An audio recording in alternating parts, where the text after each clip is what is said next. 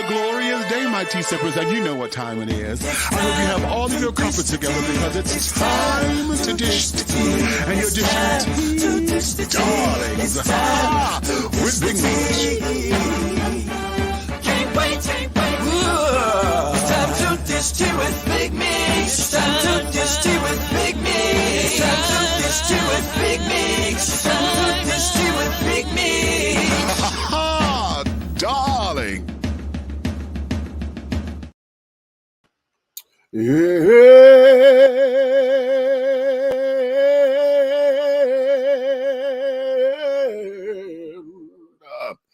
Hello, hello, hello. Hello, hello, hello. Hello, hello. Hello, hello, hello, hello. Hello, hello, hello, hello, hello. Hello, hello, hello, hello, hello. Hello, hello, hello, hello, hello. Hello, hello.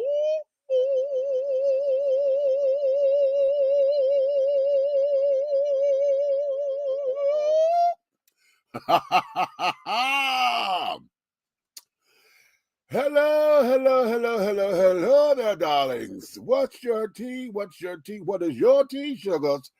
Oh, it's another glorious day out here, my darlings, honey, and I hope you have all of your crumpets together because you know what time it is, honey. It's time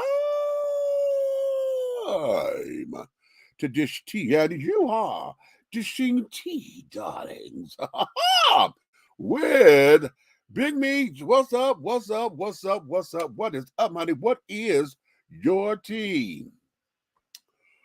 Oh, first off, wait a minute. What just happened with my light? Have y'all seen how all that just changed and got that way? Okay. Oh, okay. Here we go. First off, I do want to let me apologize to all of you. Y'all know I had to take some time off.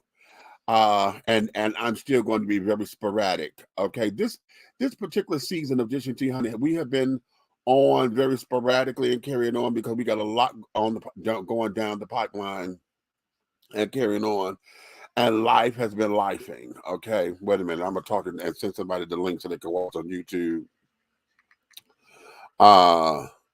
At the same time, for those of you who do not know what has happened with me in my life, last week Tuesday, y'all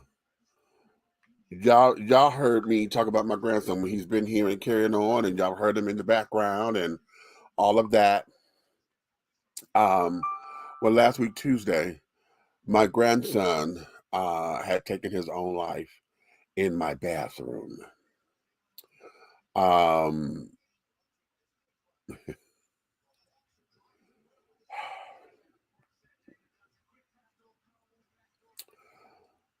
Whitney JAVON FILLMORE.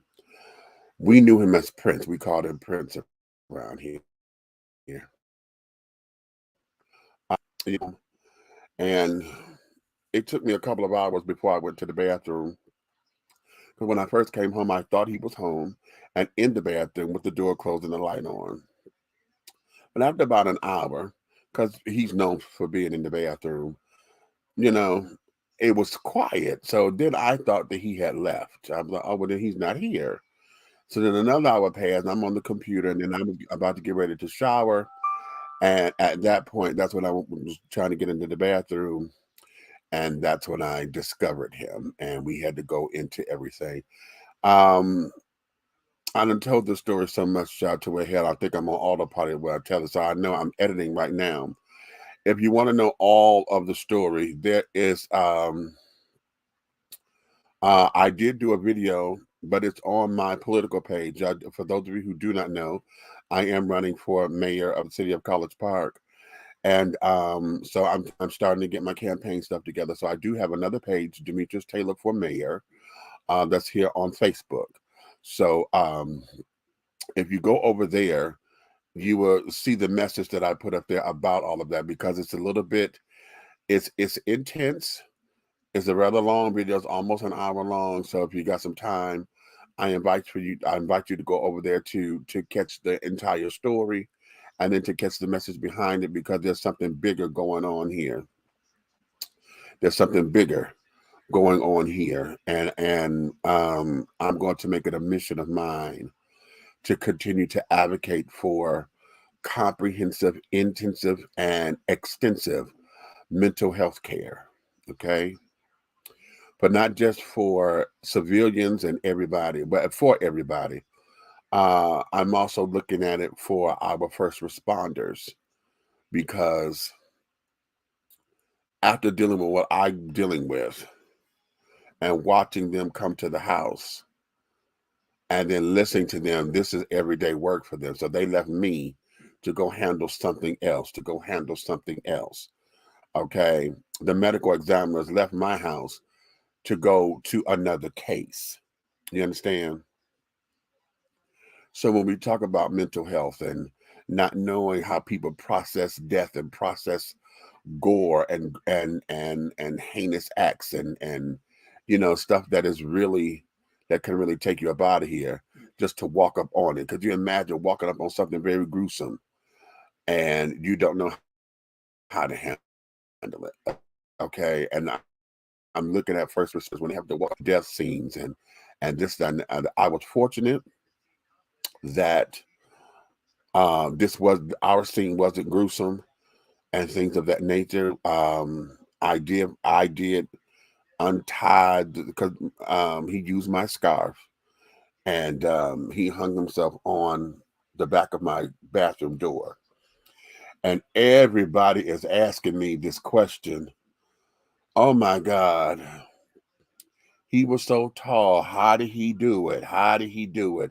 A lot of folks are sitting up there saying, no, he couldn't have did that on his own. Somebody came up in there and did that. And if you look at how it was tied up, if you understand physics, if you understand anything about inertia and weight, looking at that and how he tied it, when he dropped himself down to the floor, I'm assuming that's what he did. The scarf extended, and so it stretched and it pulled. So it's kind of like how when you tie a knot, when you pull the knot, it does the same thing. You apply pressure on one side. Have you tied your shoestring and you think you was unknotting the knot, but then it got tighter and then it created a bigger knot in the shoestring?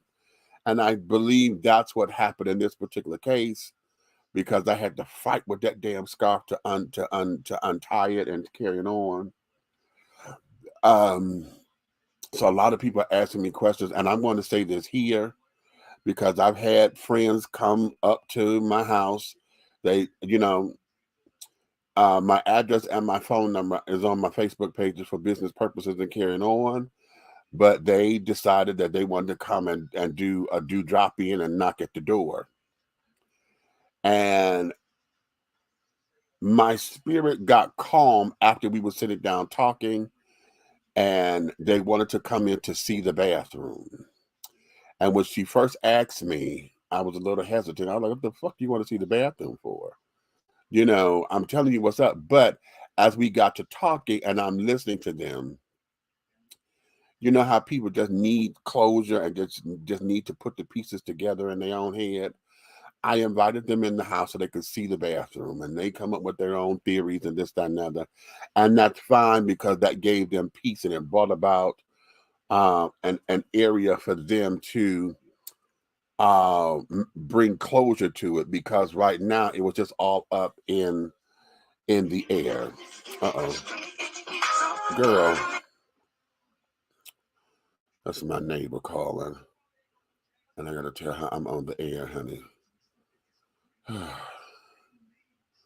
Anywho, y'all hold on a minute. Let me text her and tell her I'm on the air. You know what? Yeah, I need a vacation. Okay, I need a vacation from the world. From the world. I just need a vacation from bullshit. Okay. And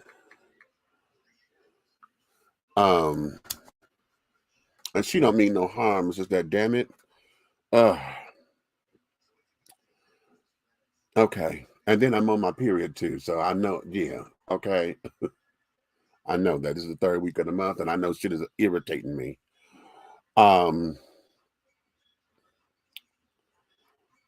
Sent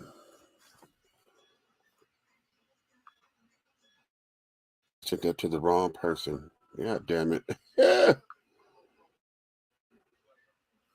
Yeah, I sent that to the wrong person. Wait a minute. Anywho, that there is that, okay? But I am going to, and I'm going to say, what I'm saying is, I'm not going to be entertaining nobody else at my door like that no more. If y'all can't call me and carry it on, because my phone number is on the Facebook as well. If you can't call me, we're not doing this no more. Because after it was all said and done, you know, folks have their own opinion. Folks got their own little mouths and carrying on, and shit is coming back to me. And I'm hearing something that folks done said and this, that, and other. And I ain't got time for all that kind of pettiness and bullshit and carrying on, because everybody, the folks gonna talk. I can't stop you from being you. But what I can stop is the fact that it's affecting me, and then you just taking liberties to do what the fuck it is that you want to do. You understand?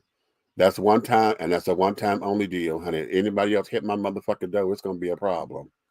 Okay, without calling, because I'm not gonna do it. Okay, I'm not. I am not, and that there I've got to protect myself and in my mental space, because it's like, as I'm reaching out to do this, it became I'm doing this for somebody else. Again, trying to cuddle them and cradle them and to ease them. And I'm sitting up here doing all of this. And then in doing all of this, I'm the one that still got to sit down and deal with the scrutiny. And then I got somebody who put up all this shit on the post about they calling for an investigation and this, that, and other. I'm second guessing all of your answers because you just talking and want folks to believe what you want them to believe and this, that, and other. And that there, trying to be understanding and be like, okay, I know you in your feelings and carrying on. This is a big shock. And yes, we understand all that. But that there, bitch, you don't know me. And at this particular stage of the game, honey, I'm not responsible for whatever come out my motherfucking mouth. And praise God that we're not in the same city where you can look me in my face, because you might get one on knock. Okay. But I'm tired of being that person to be understanding all the motherfucking time. I'm tired of being the one that I have to sit down there and put my feelings on the back burner because I'm processing everybody else's and nobody's processing me. You understand? Nobody has ever said, nobody, except for those who are my colleagues, nobody has come and said, damn, that's got to be something that you've experienced. You know what I'm saying? My colleagues have said that, how are you? How are you? Because, oh my God, that's so much. And I'm hearing that, that's so much to handle. That's so much to handle. Everybody's saying, are you okay? But nobody is asking me how I'm processing that. You know what I'm saying? Nobody's asking me, this, that, and the other about that. But everybody else want me to get into grave detail about this. And so now I'm sitting up here making sure everybody else is at peace. So that's what we are. I got suggestions. You need to move up out of there. Well, honey, we can't move. Okay, because to move now, the lease just been signed. It's a brand new lease. Okay, and now to go anywhere, I need $5,000 in the kitty just for rent, because they want first month, last month, and a security deposit, right? So that's $5,000, because everything now is minimum $1,400 to move into someplace. Okay. Plus, you got to have money to move. Then I got to pack up everything. I don't have the time. Okay. My cousin told me, child, go ahead on and redecorate the bathroom, honey. Repaint it, redo it, make it look different and carrying on so that you can, get to getting. And that's an idea. However, here in this complex, child, we supposed to only have one accent wall. They want the color to be whatever the color is that they done painted. My apartment has not been painted since I moved in here, and I've been in here for 15 years. Yes, this motherfucker needs a whole overhaul. Okay. However, boom. In order to do that, I've got to pack up like I'm moving. The carpet needs to be pulled up. This carpet can't even get clean no more. Okay. the stains here, the stains are the stains, child. It's gonna take a miracle. You know how you seen the carpet cleaner commercials that say they do restoration work on those rugs or this, that, and other. Well, that's the kind of work that's gonna be needed on this damn carpet. Restoration. Okay. If not a dye job. Okay. Because I've been in here too long. I believe carpet is supposed to be changed, what, every 5 to 6 years, I think it is, they say. You know, because you done walked on it to get matted down and this, that, and that. I've been here for 15, so that means this shit should have been changed 3 times, right? It took me 10 years before I got a new stove and refrigerator. How about that? Anywho, I'm not going to get on all of that. But that's why I have not been on the air with you. I've been dealing with this and trying to keep myself together. I'm okay. I'm not good. I'm not good. I'm okay. I'm okay. In the midst of going through all of this, I did discover that the guy responsible for my son being in that confinement when he was locked up and carrying on, and the catalyst for my son not being here with us anymore, I did discover, because I had stopped following the case because I didn't want to hear from him. I didn't want to do anything with him and things, so I didn't know what was going on. Especially he had texted me, because you know nowadays everything is digitized or whatever, so he was able to get on the little texter, and he texted me and told me that the DA at that time was under investigation, and it was a possibility that he was going to get out of jail because of misconduct and unethical practices and carrying on. So they was about to say that most of the DA's shit was going to be up under mistrial. So all them people may have gotten out, right? And when I found that out, honey, I then just took everything and I shut all that down, because I said, I know goddamn well you're not going to get up out of here and my baby dead. I know God is not going to be that cruel or that jokey and let me have to deal with that. Now, y'all know my baby daddy, as I call him, my road dog. He didn't want me to talk about it, right? Because I was going to tell him, he said, I don't want to hear nothing about that. I don't want to hear it. Because as far as I'm concerned, he's responsible for all of this, and I don't want to hear nothing about it. So I never told him, okay? And then I'm just now finding out. It's been almost 2 years. My baby been gone. It'll be 2 years in July. And I just found out that 2 months after my son passed was when they went to trial. And Mr. Mann was sentenced to 26 years in prison. So he's no longer in the Muskogee County Jail, honey. He's down in Calhoun. Okay. So I just found that out. So I've been on this roller coaster. Okay. I've been on the roller coaster, babies. And yeah. Okay. So dealing with all of this, you know, that's why y'all haven't seen me. I was going to start doing Big Meech moments, but I just couldn't sit still long enough to give it to you like I need to give it. I just said, okay, you know what? Just let me pull back, and the world is going to be the world. All right. So,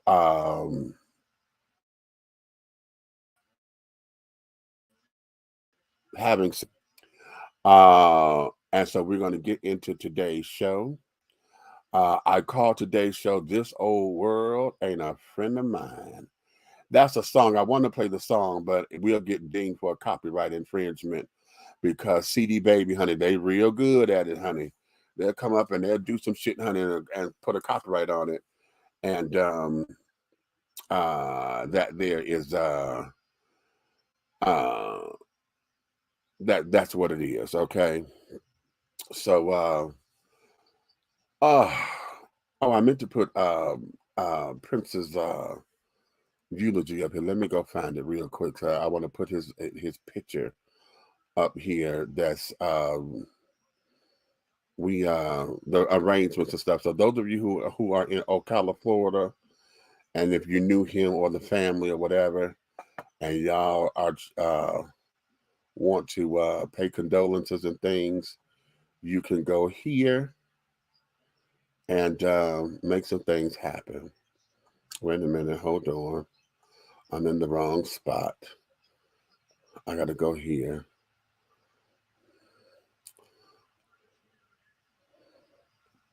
Yeah. I've got to go here. So, yeah, where we at? Where we at? Where we at? This is it. This is it. Okay, I want to take this. Hold on a minute, y'all. Let me load this up into the system. If I can get, yeah, here we go. Load this up into the system so that we can make some things happen.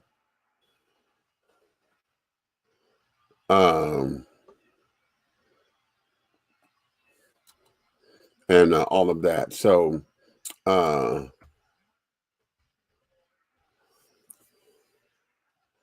yeah. So nonetheless, honey, we're going to get into some things today. I want y'all to get your comments coming and going because, honey, we're going to talk about a few things that are on the brain cells. And I'm just really trying to understand a few things about the world, y'all, because like I said, this old world ain't a friend of mine, child. It ain't a friend of mine. Okay. And a lot of this, and I just don't understand what the fuck is going on anymore, child. I just don't get it. I don't get it. I don't get it. I don't get it. I just don't get it. Okay. I don't understand how we have allowed and why we let the world get to this particular point. Okay. Here's the information. Okay. Say that they are having everything Saturday and Sunday. Saturday, tomorrow's going to be the family hour, and then Sunday is going to be the funeral. And I just realized she got a typo here. She got Saturday for both days. It's Sunday the 23rd. Saturday is tomorrow, the 22nd. But yeah, if you're down in Ocala, Florida, what's the name? I think this is what Snow Funeral Ministries is where this is going to be. The family hour, and then Shiloh Seventh Day Adventist Temple. Is that a temple or church? Okay, that's the church. So that there is the shout out. And for those of you who've been following the show or whatever, y'all know y'all been hearing Whitney in the background. We've been kicking and catch about some things. And so, yeah, so my grandbaby honey's on up out of here, child. Okay. So now let's get into it. Let's get into it, honey. And because I'm there, let me play this. I want to play this. I think I played this once before, but I'm going to play it again because this is going to open up this segment of conversation. Okay. Yeah, this is going to open up this segment of the conversation.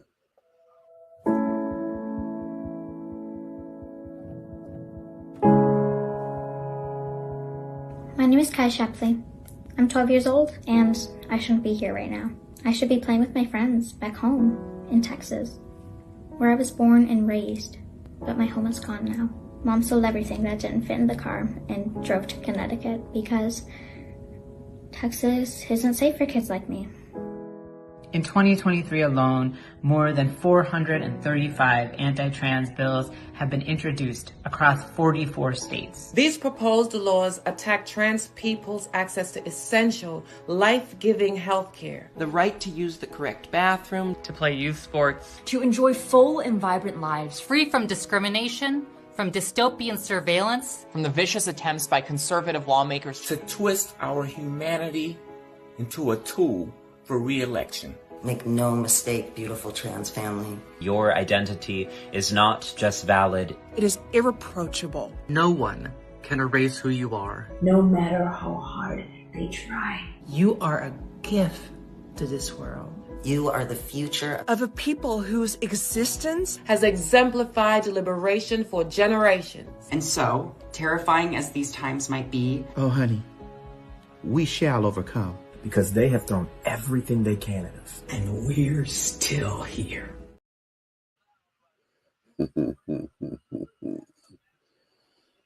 I love that last one, the elder trans woman, honey.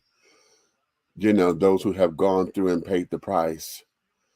Listen, I started that off, and it's interesting that Dylan is in this particular piece because I want to start there, and I'm gonna work my way because this whole segment is going to be about trans issues right now. I'm going to get on a couple other things too, but this trans issue is on me because, first off, and I found this out today, there has been 2 trans murders within a week apart from one another. Well, within the week here in Atlanta alone. Okay. And I just found this out today. And some of you may say, okay, well, why it's significant? Okay. The reason why it's significant is because we're in a world now to where whatever our hetero counterparts are thinking, whatever they are, we got I don't like the term cisgender. I hate that term. But because it's vernacular, I'm trying to sit down here and get technical. But I'm gonna say biological. Biological women feel as though they are in a fight with trans women. And I think that this dynamic has been strategically placed, because one of the things that we do know is this, honey. Bio women, y'all have always been around femme gays, y'all been around trans girls all this time. As long as they were doing your hair and makeup, honey, kiki and everything is cute. But now that trans people, and that's trans women, trans men, are looking just to be normal, now we got, okay, y'all are invading our spaces and this, that, and the other. And it's playing with my head because I'll just sit down and be disrespectful and say, you don't feel that way. Okay.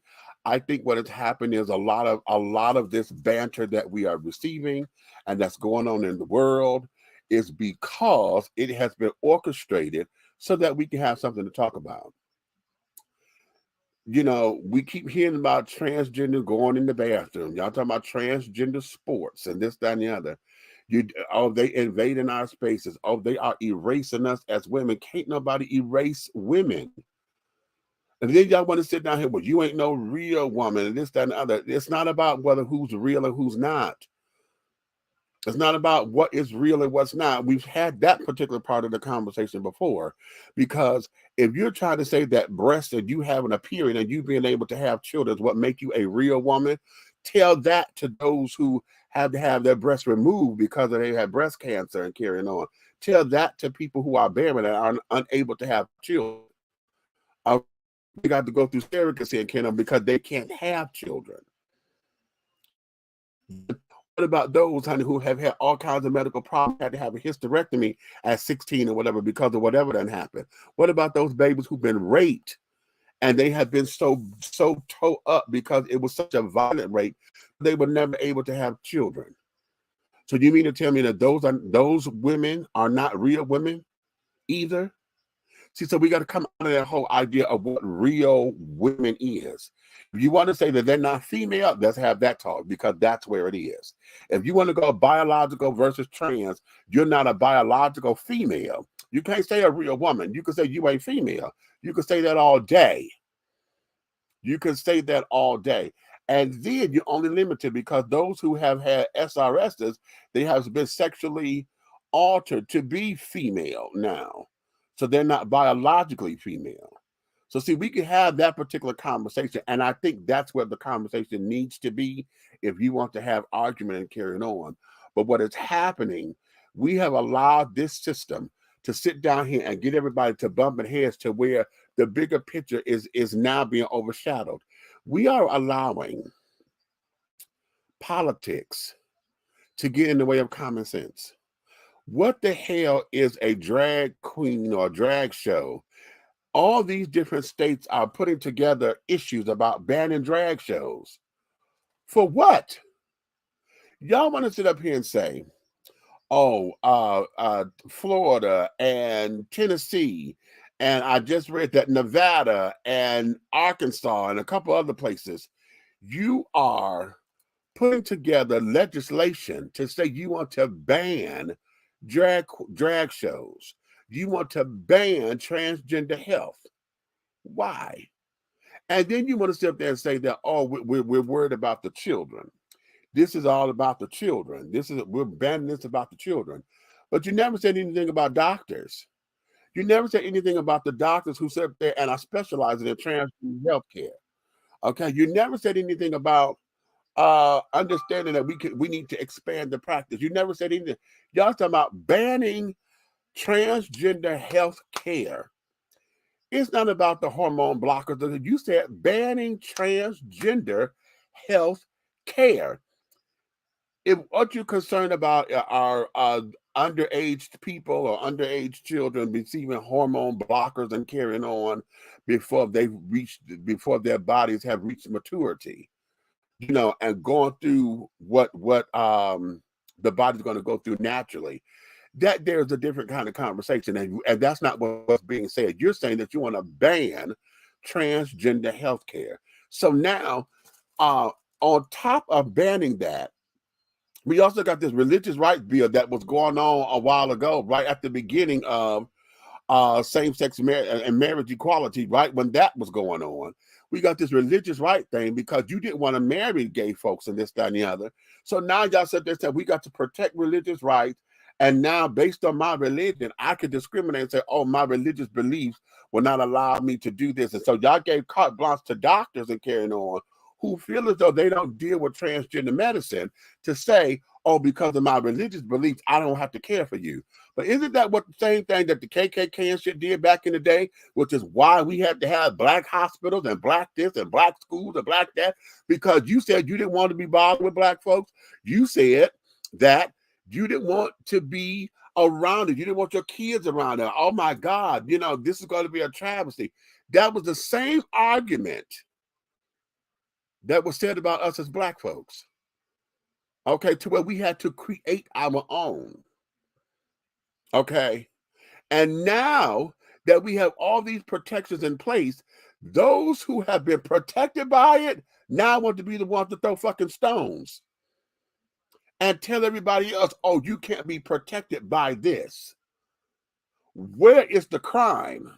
And I'm saying it like this because I don't want none of y'all to sit down here and get my words twisted.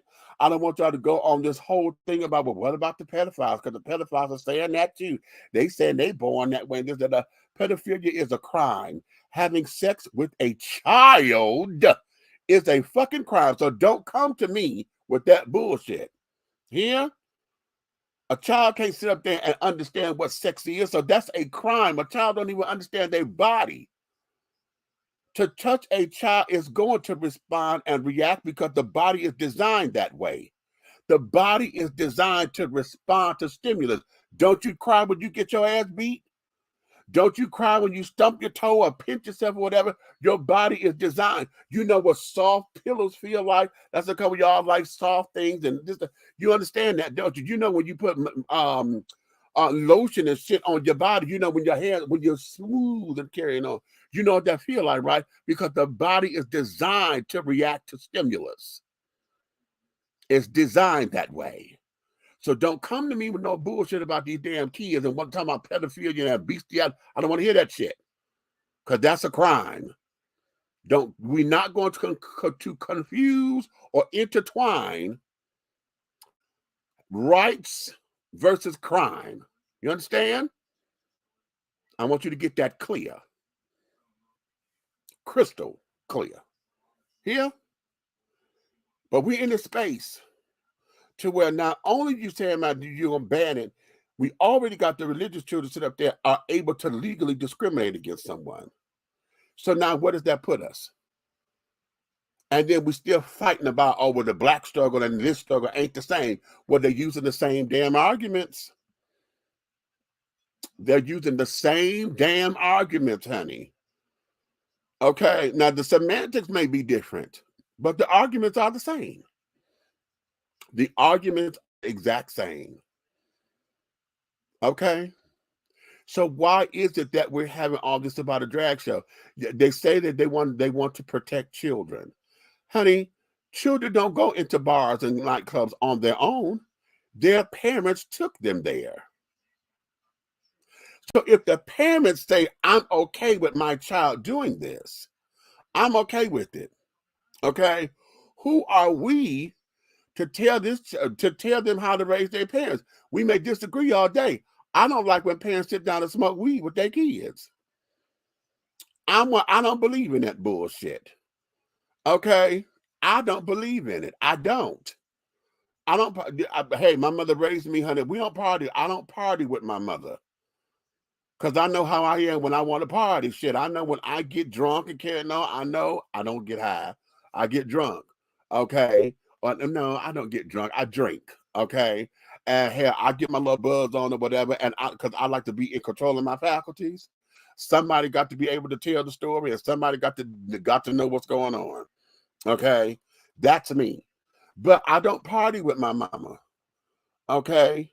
Because I know when I want to start cussing and carrying on and this, that, and the third, I know if I want to reach out and touch somebody, I don't need my mama there watching me get my Mac on or whatever. For what? No. And I didn't need to see my mother in that light, honey. What she did with her friends and carried on child, she's an adult. And honey, yeah. You understand? I don't agree with that. But who are we to sit down and tell folks how to raise their kids? You know, like as though we have an authority. So if the folks are sitting up there bringing their children into these spaces, okay, then that's on them, right? You can't blame the establishment, because if the establishment allowed children in there, knowing what's going on, you can't necessarily blame the establishment because the parents brought the child there. Now, a lot of the issues that they're trying to say is, you know, the nudity and this, that, and the other, blah, blah, blah, blah, blah. Now, I think I took this video down. I think I took it down. I did, because it would have been right here. No, it's right. No, this is it. This is it. I done played this a few times, but hold on. Yeah!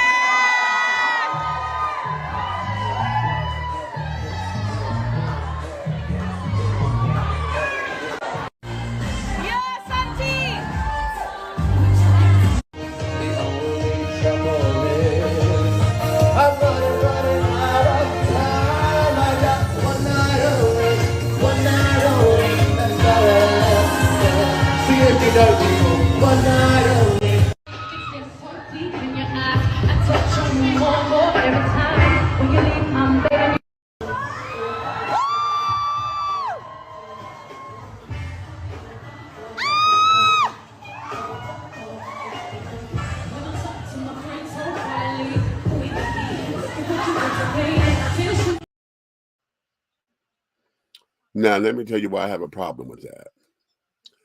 The reason why I have a problem with that video is because that there is one of the videos that they're using to say, see, they're corrupting children. All right? My problem with the performers is that you knew that you were performing for children. You knew that. So why did you not give us a G-rated performance? You understand? That's the whole adult show. What the hell are you doing standing on your head, vibrating your ass for all these damn kids? Okay? Why in the hell you out here in pasties, damn near pasties or whatever, you know, and this, that, and the other in front of all these damn kids? You know? What the hell are you coming out here doing the splits and all these little dance rolls with babies? These are babies. You're trying to act like you entertaining the kids, and the kids, they don't know what the fuck is going on. So that is why I have a problem with all that, because as an entertainer. Oh, wait a minute. I hit my light switch. Uh-oh. There we go. Yeah, I clicked my hit my switch.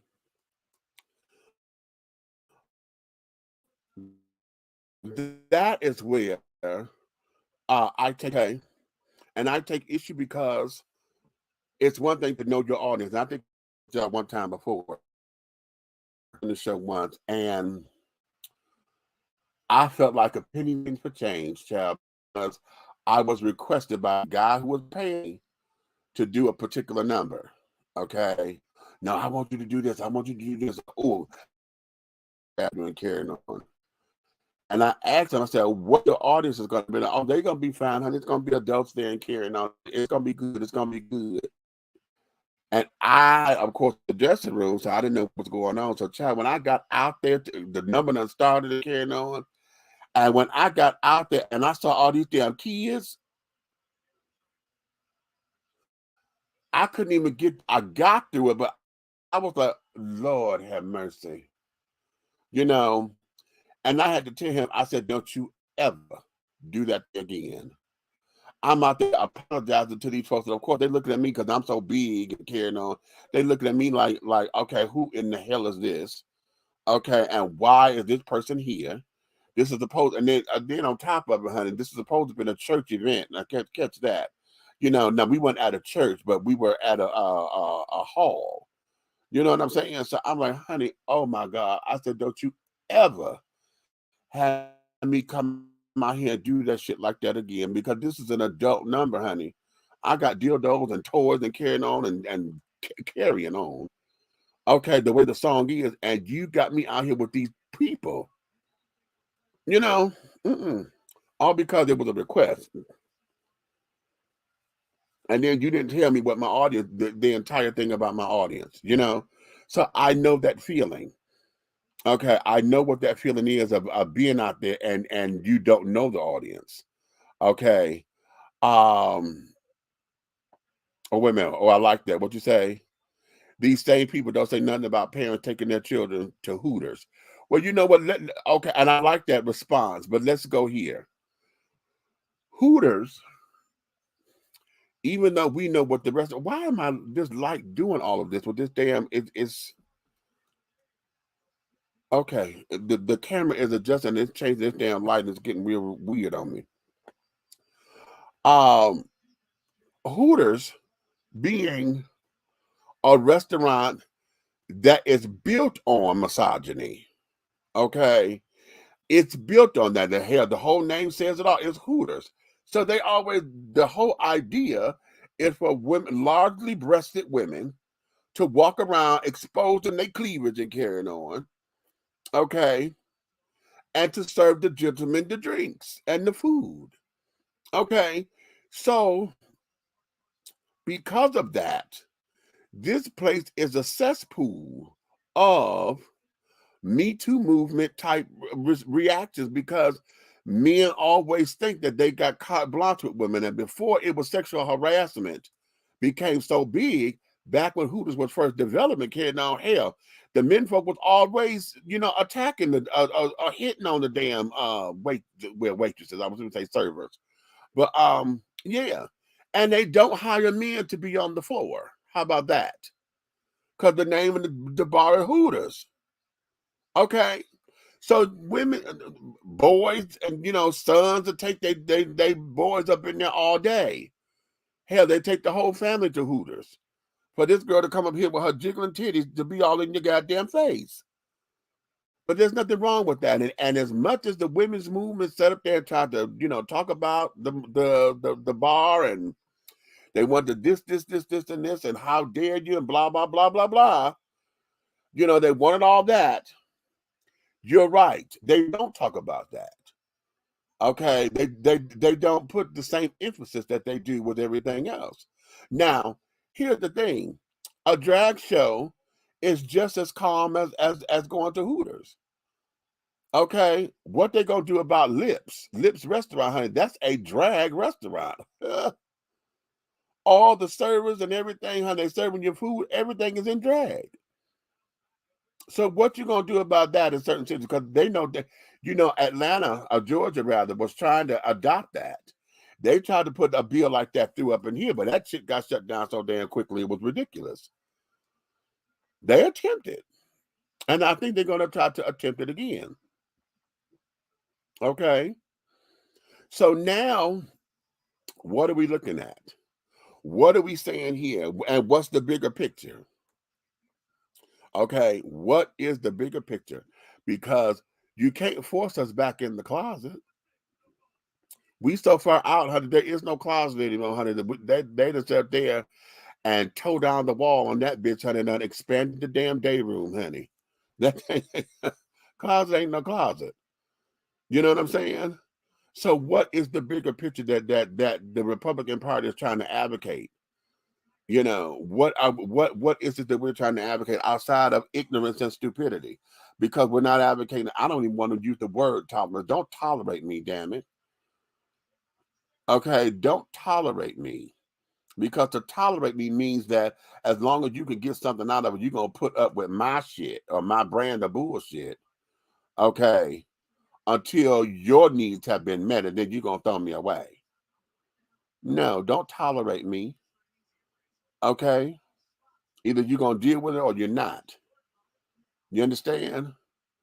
And so I'm taking issue with all of these with all of this the do I did and carrying on, because this is not making sense to me.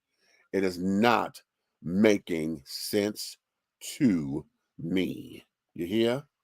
Hold on, let me play this other video, because before I get off this topic, honey, I'm gonna play something else, because I want to get on this whole idea with these damn murders, because these murders,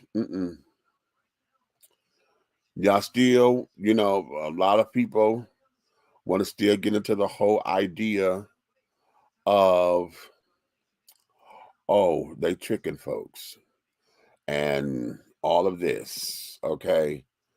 Ooh, trans women, honey, y'all trying to erase women. Y'all trying to tell us that we can't exist. Y'all want us to respect you, but you can't respect us. I don't want to be called no cisgender. I'm not no fucking cis. And y'all trying to make it seem as though the trans people made the damn word up. Hell, I told y'all before, I thought the word was fucking made up until I did some research and found out the word been around forever. We just never used it. How about that? Check this out. Hey, look over there. A classic distraction technique. Distracting us away from the real issues that they were voted into office to focus on. Jobs, healthcare, keeping our children safe from harm at their own school. But we know that bullies are incompetent at solving real issues. They look for easy targets so they can give the impression of being effective. They think our love, our light, our laughter, and our joy are signs of weakness. But they're wrong, because that is our strength. Drag queens are the Marines of the queer movement. Don't get it twisted and don't be distracted. Register to vote so we can get these stunt queens out of office and put some smart people with real solutions into government. And by the way, a social media post has never been as powerful as a registered vote. And there you have it. Okay. In it, over, outer, understand this thing here. My question is, what is your, for everyone who has a disdain for trans people, what is your disdain? And here's the other part of that damn question. We only talk about trans women. We never hear this same fervor. We never hear this same amount of vitriol. We don't hear the same amount of urgency for trans men. We don't hear it. We don't hear heterosexual biological men. I've never heard them complain about a trans man. I've heard y'all complain about studs. I've never heard you complain about a trans man. Okay? Never heard you once complain about a trans man. And I've said this before to y'all. Who's going to sit down there at the urinal and look over the urinal to see if this man got a dick or not? I wait. I would definitely wait for that one. So the bathroom issue for trans men is never a problem now, is it? This whole particular argument has always been about trans women, male to female transgender people. That's where all of this heat is coming from. All of the heat. Okay? And I still want to know, what is the fear? And please don't tell me, oh, I don't want my children to be in the bathroom with someone like that. Because you wouldn't know that if you was in the bathroom taking care of your business, now wouldn't you? When people go into the bathroom, they go in there to take care of business, touch up their makeup, and get the fuck up out of there. Who is there trying to inspect who is and who ain't? And in this day and age, you can't go up there and tell somebody, oh, I think that's trans, because they did that before. Y'all remember that in the news? The security officer was trying to stop the woman from going in the bathroom because she was going in the ladies' restroom, because they thought she was trans and found out she was a biological woman. And that was a white woman. Ha! Yeah. So you can't assume. So boom. The trans community need allies. At the same time, they've got to understand what a real ally is. They got to understand how to take criticism, understand the difference between criticism and vitriol. Okay? Because a lot of the children, honey, when they come in to give criticism is one thing, but when they sitting down there being just disrespectful, you know, and what's the word I'm looking for? It's another word I'm trying to look for, and it keeps slipping my mind. Okay. But that's what we have to look for. You have to understand criticism, honey, is there to help build you up. You know, if it's done properly, if it's done to declassify you and this, that, and that's not criticism. Okay, that there becomes demeaning, honey. That there is a takedown. That's a letdown. Let me get my tea.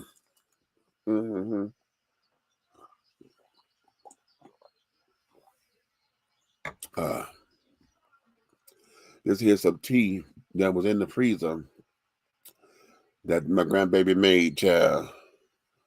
And this thing got a hole in it or something.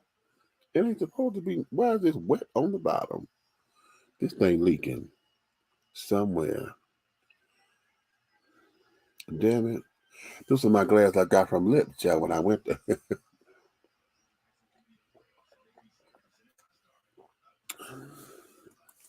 I'm going to tell you in a minute. I know it's leaking because, shit, I'm sitting up where I had the damn cup. But I got to find out, where is it coming from? I think I just did. It's here. Oh, it's right here. Yep. It's cracked. Oh, I see it right there. Damn it. Oh, I got to throw the cup away.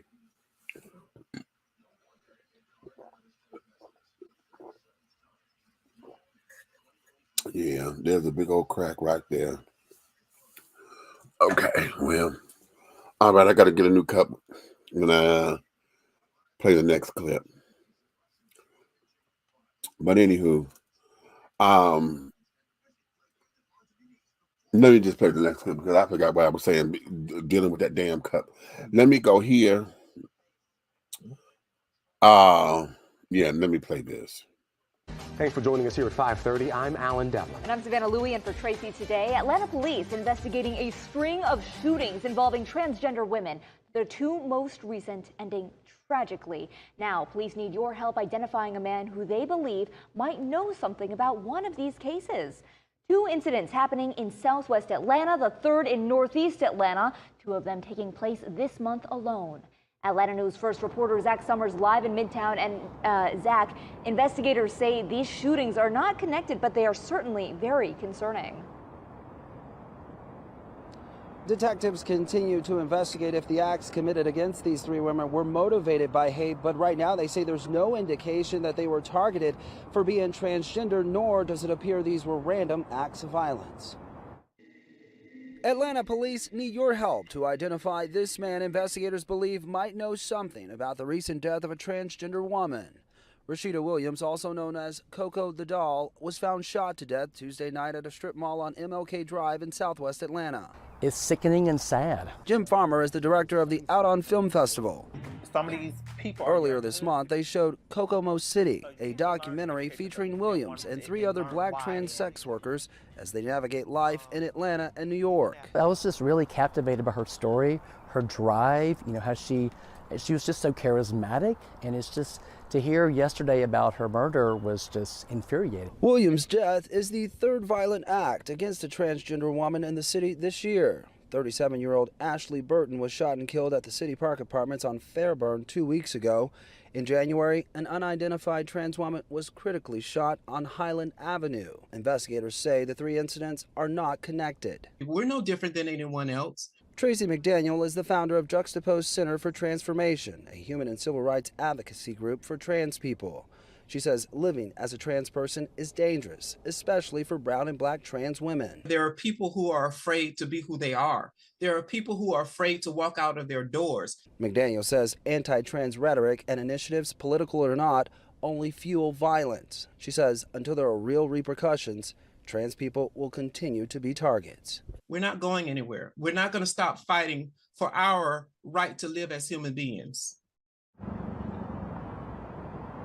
Atlanta police say solving these crimes is a top priority and that they are committed to bringing those responsible to justice. Now, there will be a screening of Kokomo City Saturday night as part of the Atlanta Film Festival. Live in Midtown, Zach Summers, Atlanta News First. Jack, thank you. All right. So here we go. Here we go. The violence. Y'all hear about this all the time. Y'all hear, and a lot of folks have put their theories together.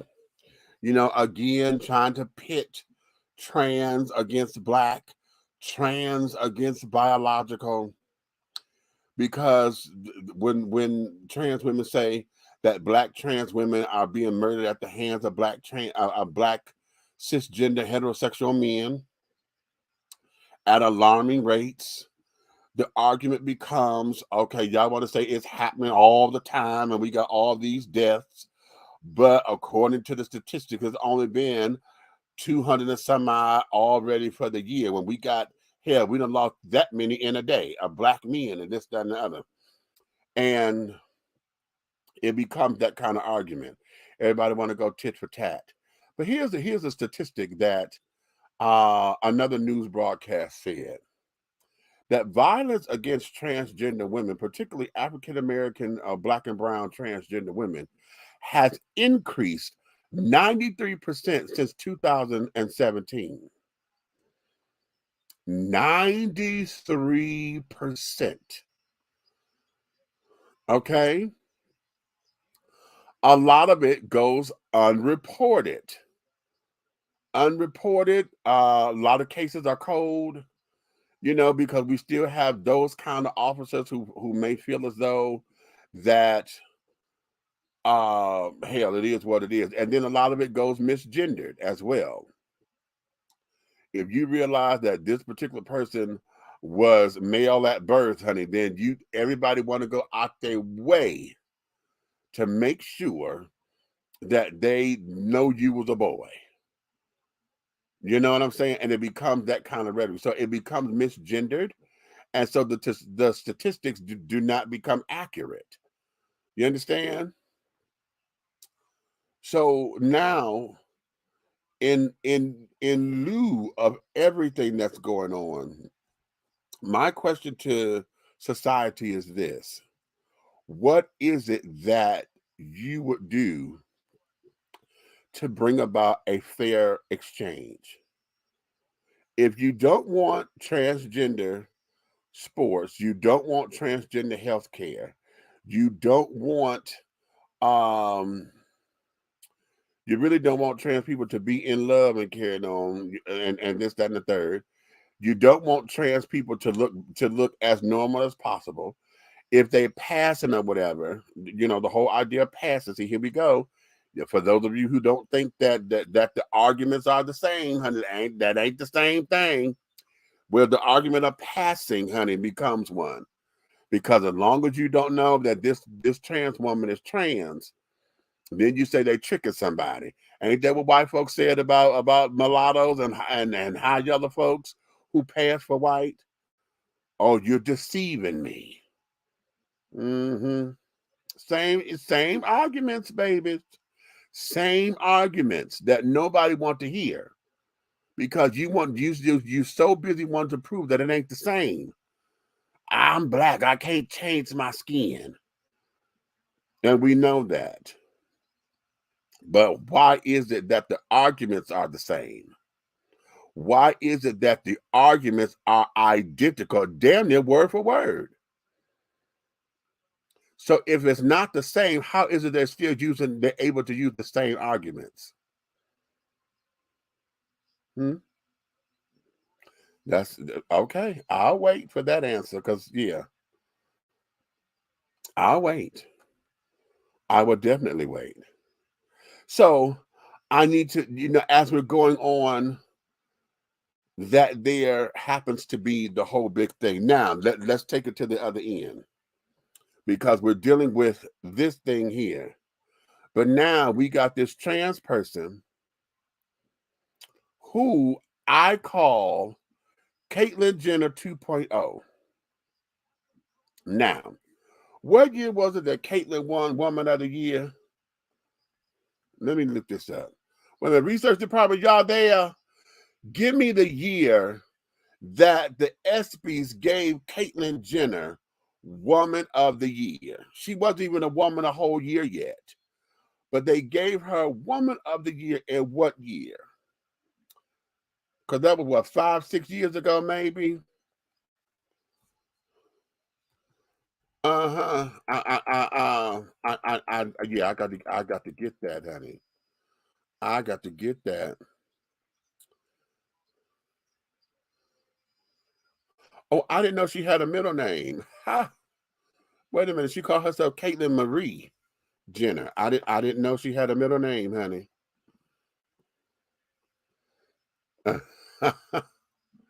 That was 2016. Okay.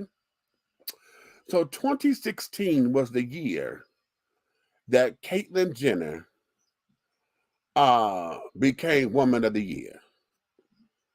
Okay. From the ESPY Awards. Okay. Here we are now in 2022 when Dylan decided that she was transitioning. And so she went up on her Instagram or whatever this was, and she decided that she was going to be transitioning and that she was going to document her transition. Okay. She was going to document her transitioning. All right. And carrying on. So we're like, oh, okay. Okay. And so because of this,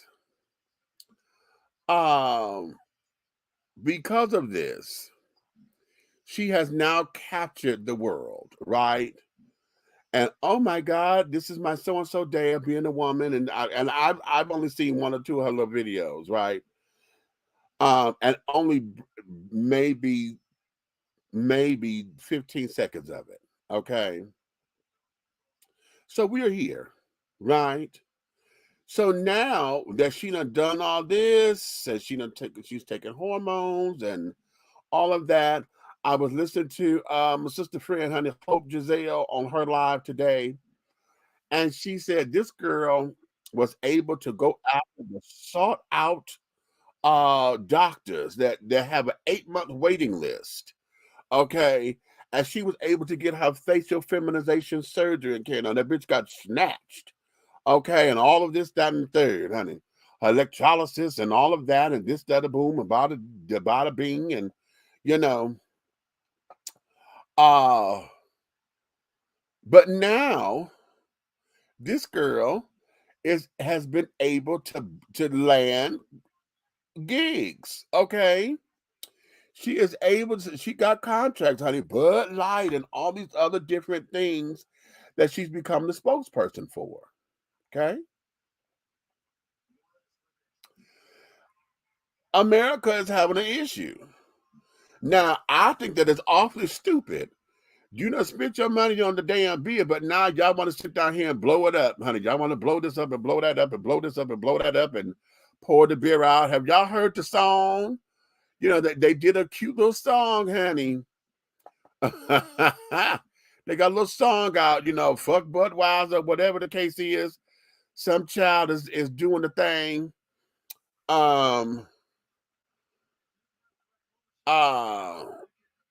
okay. No, I'm sorry. I'm sitting here. I wanted to do that. And everybody put in the chat that it was 2015 that the child won the award. Okay. 2015. But yeah. So be that as it may, everybody now was going through all this little bullshit about Bud Light. They want to ban Bud Light. They wanted this Bud Light. They wanted that Bud Light, and carrying on. And now what we have here is someone who now her packaging or whatever, I never believed, you know, that her transition was real. Okay, but that was me. I didn't follow it or whatever. So now that we're here, we see that the girl done did the thing or whatever. Okay, cool, right? But now what has happened is she has now become a fucking joke. See, it's her that she's doing now what Caitlyn did in 2015. When they gave Caitlyn that damn award, talking about she was Woman of the Year. Woman of the Year. Simply because you want to act like you are inclusive of trans this and trans that at the height of this. So now you get a microwave bitch who don't know nothing about the culture itself. You're just trying to get a hold of it. You're sitting up here trying to understand and learn what it means to be trans at this particular point. How is it that you get awarded this kind of honor? So that was 2015. Here we are 8 years later, and we got Caitlyn 2.0, another white girl, another white girl who now has the world at her fingertips and is able to sit there and get these wonderful endorsements. And I'm not mad at her bag. What I'm upset about, along with a lot of other people, is the fact that her presentation is off. It's almost as if this is a joke. And America is eating this shit up. Those who sit up there saying, oh, okay, well, that's trans or this, that, and the other, they're eating this up. And so now they have made Caitlyn and Dylan the face of transgender.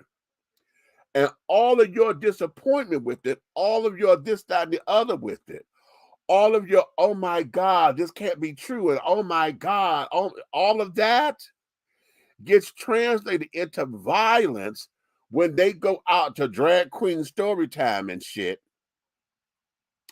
And now you want to sit up here and deal with drag queens because you think drag queens and transgender are one and the same. All you know is hair, wig, and makeup.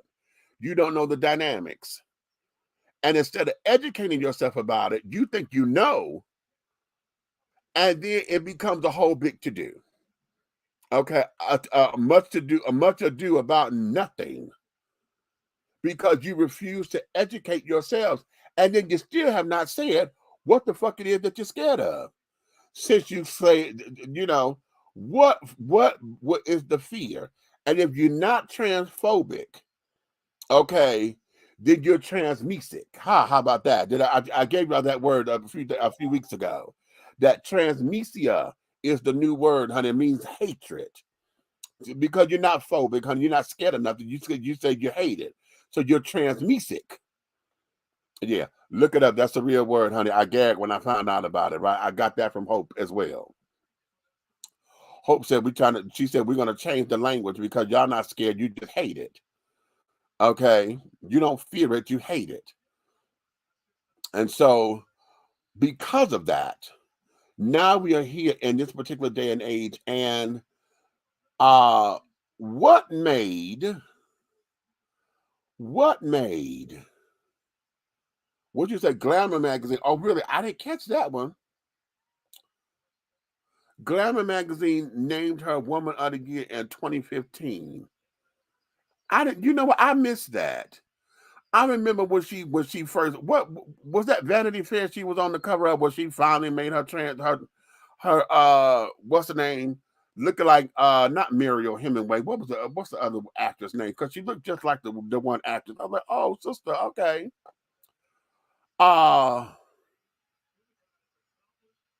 But now we are here. And yet, those who have been in the struggle, those who have paid a hefty cost, those who have been in the back alleys with silicone and shit, y'all watch Pose. I always go to Pose as a reference because there is modern time that you guys have watched on television to get an idea and a glimpse of what this is. But for those of us, honey, who've been there with the sisters, okay, hell, I used my Medicaid card once to let my cousin get her hormones because she couldn't get her. And hell, I sat up there with and told the children it was mine just so that she could get her damn estrogen and she was on premium pride, okay, to take her pills and the shots. I used to give her shots.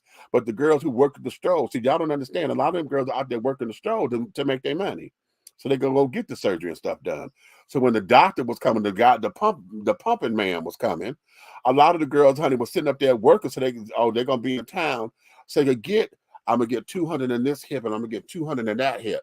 You know, so they get their hips and stuff done. And then they go and get their cheekbones and all this damn silicone in their face. So when you see them looking like Madame Dolls or whatever, because they got too much, you know, because oftentimes they still don't see the woman yet. You know, oftentimes, you know, hell, you know what you see when you look in the mirror. And oftentimes they don't see what they need to see just yet. So they get addicted to it and they go more and trying to get this. Then they go try to get rhinoplasty, get their nose and stuff shaved down. So, you know, because all they see are the masculine features. You know? And so now you get these girls that got all this shit in their ass and carried on. See, the silicone injections, honey, was before the Brazilian butt lifts. Everybody got all this ass and they got legs to support it. A lot of the girls, honey, they was getting it in their hips so they could sit down there so they don't have to wear all the padding and carrying on. You know, because those who were transitioning and wanted to live their lives as women, okay,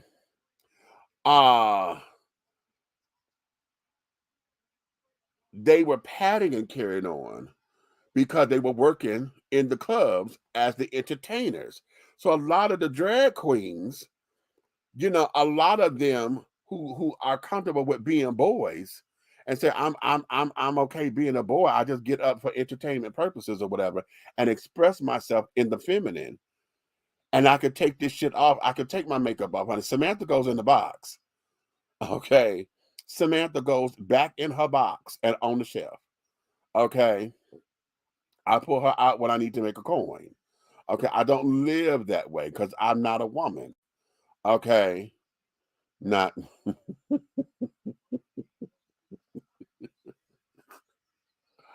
Not aesthetically, honey. I may have I may have a little bit more of a tune into my feminine side and tap into the divine feminine energy.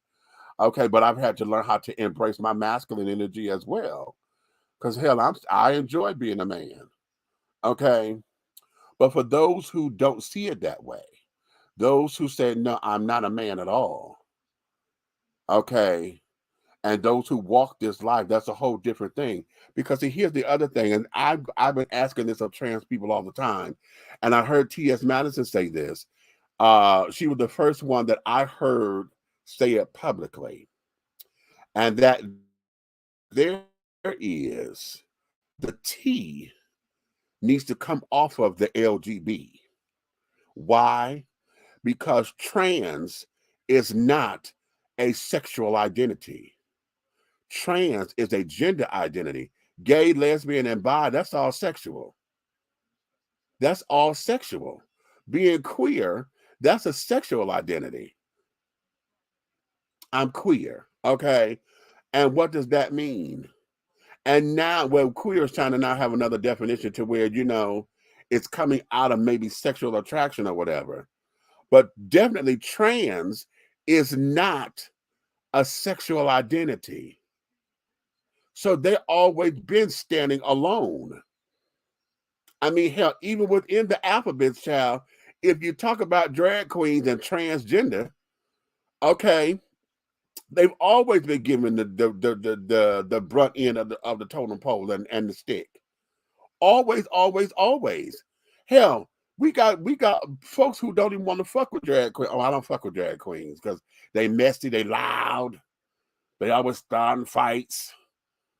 You know, they rob folks and this, that, and that. You know, it becomes all of that. And nobody get a chance to know these girls. Okay? And hell, God help you if you, oh, I don't have sex with drag queens, really. Okay.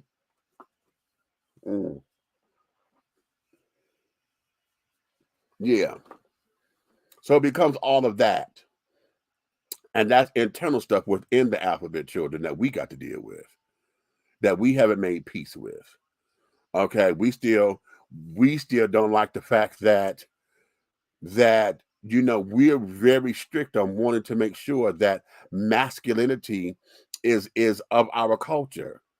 If I'm a butch queen, honey, then most butch queens want somebody more masculine than they are, so they can feel like they still bitchy, and I'm fishy, I'm cunt. Okay. And they want to give all that to be fabulous. Okay. And yet that shit only works in the bedroom. If you really want to know the truth about it, honey, a lot of these so-called masculine folks that y'all like to think that's going to be trade, honey, they kick their legs up faster than you will. I'm telling secrets. Oops. So here we are. All of that to talk about this whole thing with the Budweiser campaign and this whole thing with representation on a larger scale, because the folks don't want the folks who are opposed of it, that's all they see is what they consider to be the buffoonery of it. How do we as Black folks feel every time we turn around? Remember back in the 90s, all of the Black movies. In the 70s, we had the Blaxploitation, right? And all the women were showing their titties and carrying on, and you know, we was always nigga and oh, you jive ass turkey, all that old badass acting, you know, because we wanted a job, right? Prior to Blaxploitation, it was what? The step and fetching and carrying on. Yeah, the balls. Didn't we have that? Then we evolved to, oh, and we were pimps and hoes and things, you know. We had all that. And then, you know, as we got better, we did better, right? Because now, you know, we had a hero ain't nothing but a sandwich. We had the what's the name of the Black girl? Oh, I can't think of the name. Ossie Davis wrote it. Then we had the one that Maya Angelou wrote, Sisters, with Diane Carroll and Rosalind Cash and Irene Carver. You know, we had the better movies that were coming out that told more of a story, that told about home life, that told about this. We had Sounder, Cicely Tyson, honey. Cicely Tyson, when she came onto the scene and was able to give us solid performances and things of that nature. you know, that took us out of the hole, and I got to show my body to do this. We had solid stuff. Okay, better producers, people who were willing to listen. So we come out of that. Then we went into the 80s and the 90s, honey, became us. Every time we was about being represented or whatever, child, it was always we thugs, we criminals, the gangster, the dope dealer, the car thief. We already in jail. All the damn mama plays. Mama don't cry. Mama don't this. Ooh, mama, watch your toe, mama. Okay, remember all the mama plays? All had the same thing, honey. Big old woman named Mama, who was fat or large, who was always singing and always in the church. The daughter, if she didn't have a husband that was going upside her head, she was the hoe. The son, if he wasn't the damn dope dealer or whatever, he was always the one that didn't know Jesus. Or if he knew Jesus, his wife didn't. Okay? Mama was always single. Okay? Daddy was nowhere to be found most of the time. Every now and again, you have a daddy that was there, but wasn't there. He was a damn drunk. You know what I'm saying? And then, of course, everybody finds Jesus at the end after they get through singing 16,000 songs. Okay? So we had that. But I said all that to say, what did that feel like when folks sat up there and said to you, oh, this is what black folks is? This is how black folks are. We still get that, don't we? Because look at the culture now.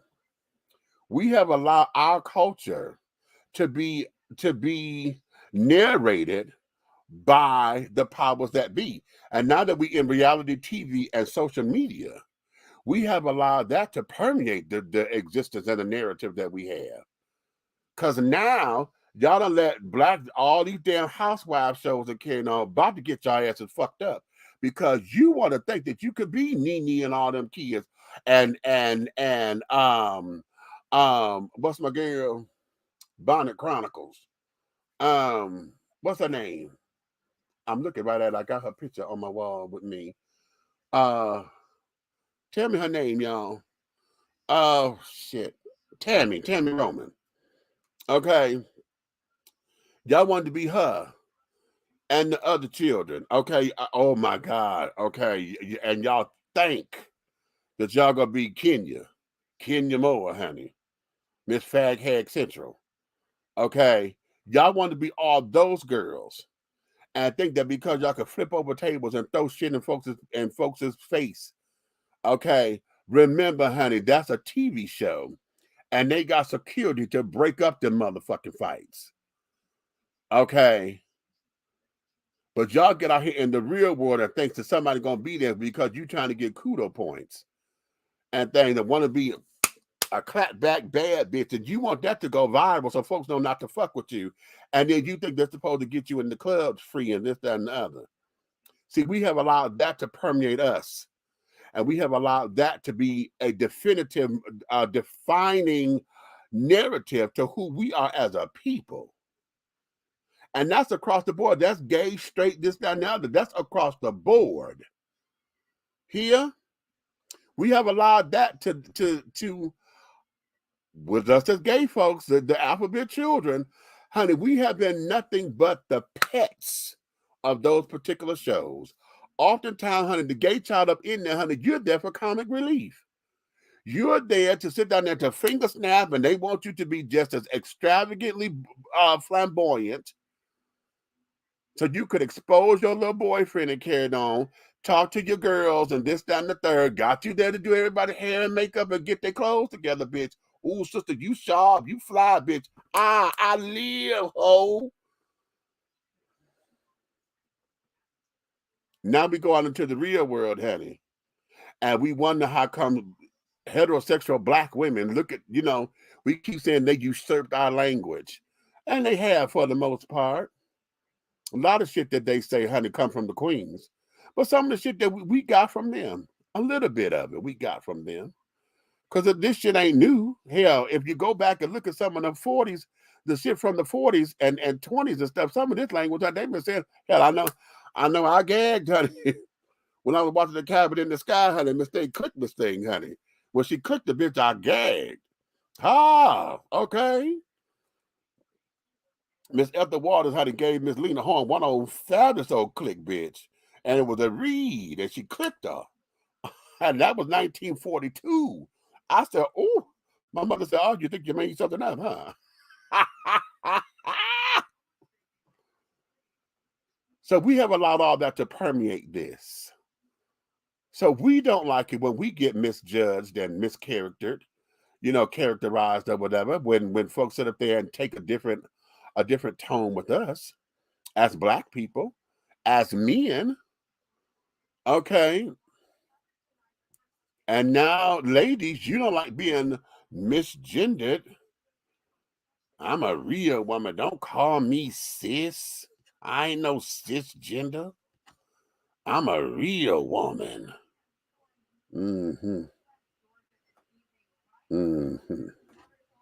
So you don't like being misgendered. Oh, they want us to respect them, but they can't respect us. Don't call me.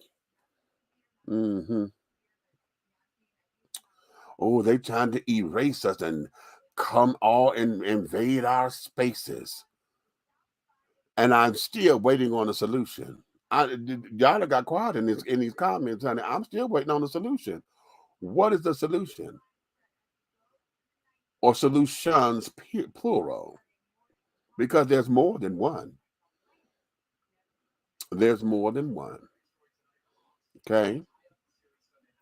Your businesses, you don't want to have transgender bathrooms or whatever, then create the damn unisexual bathrooms. Everybody at home, honey, your bathroom at home is unisex.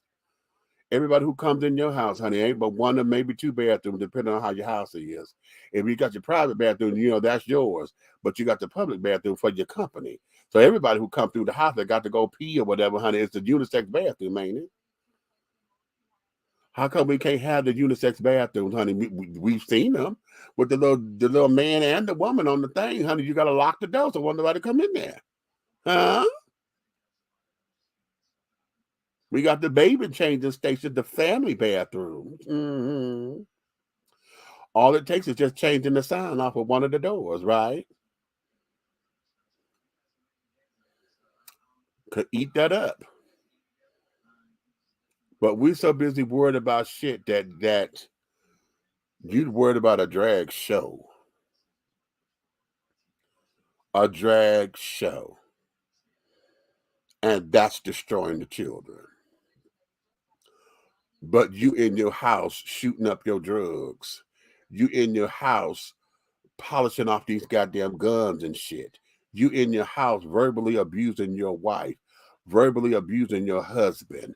You're in your house not paying attention to your children, allowing them to get on these goddamn video games and shit, and allow them to freelance this damn interweb, and allow them to raise their damn selves. But a drag show is destroying the children.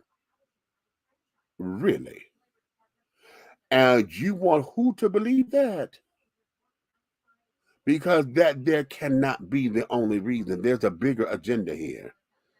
There's a bigger agenda here. We keep saying we want to save our children, honey. And that's the convenient argument. The convenient argument. Because as long as they got this internet, honey, children are raising themselves. Children are more precocious than they have ever been. Children are learning shit quickly because they're exposed to so much on this damn internet. You got to get with the times, parents. This is up to you. If you don't want to have these conversations, I'm sorry. I'm sorry, honey. My mother told me, I asked her, because I was 3 years old when I asked, where do babies come from? Because she was pregnant with my brother. Yeah.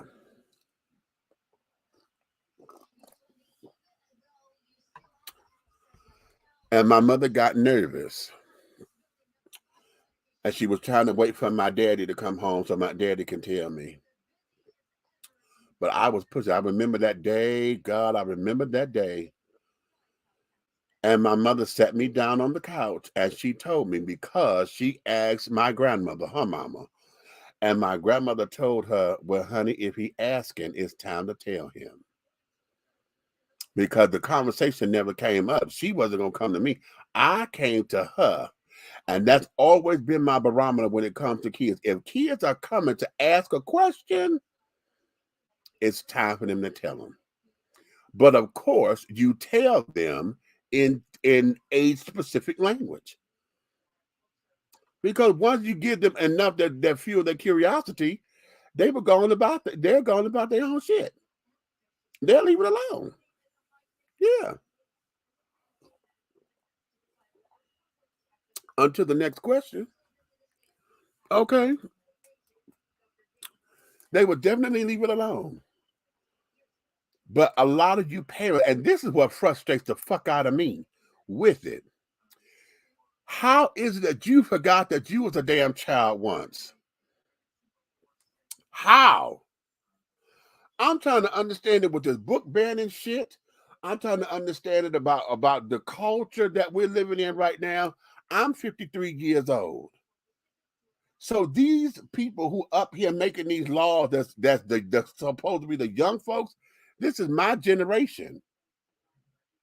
Where in the hell did all this particular shit change in the mindset of these folks?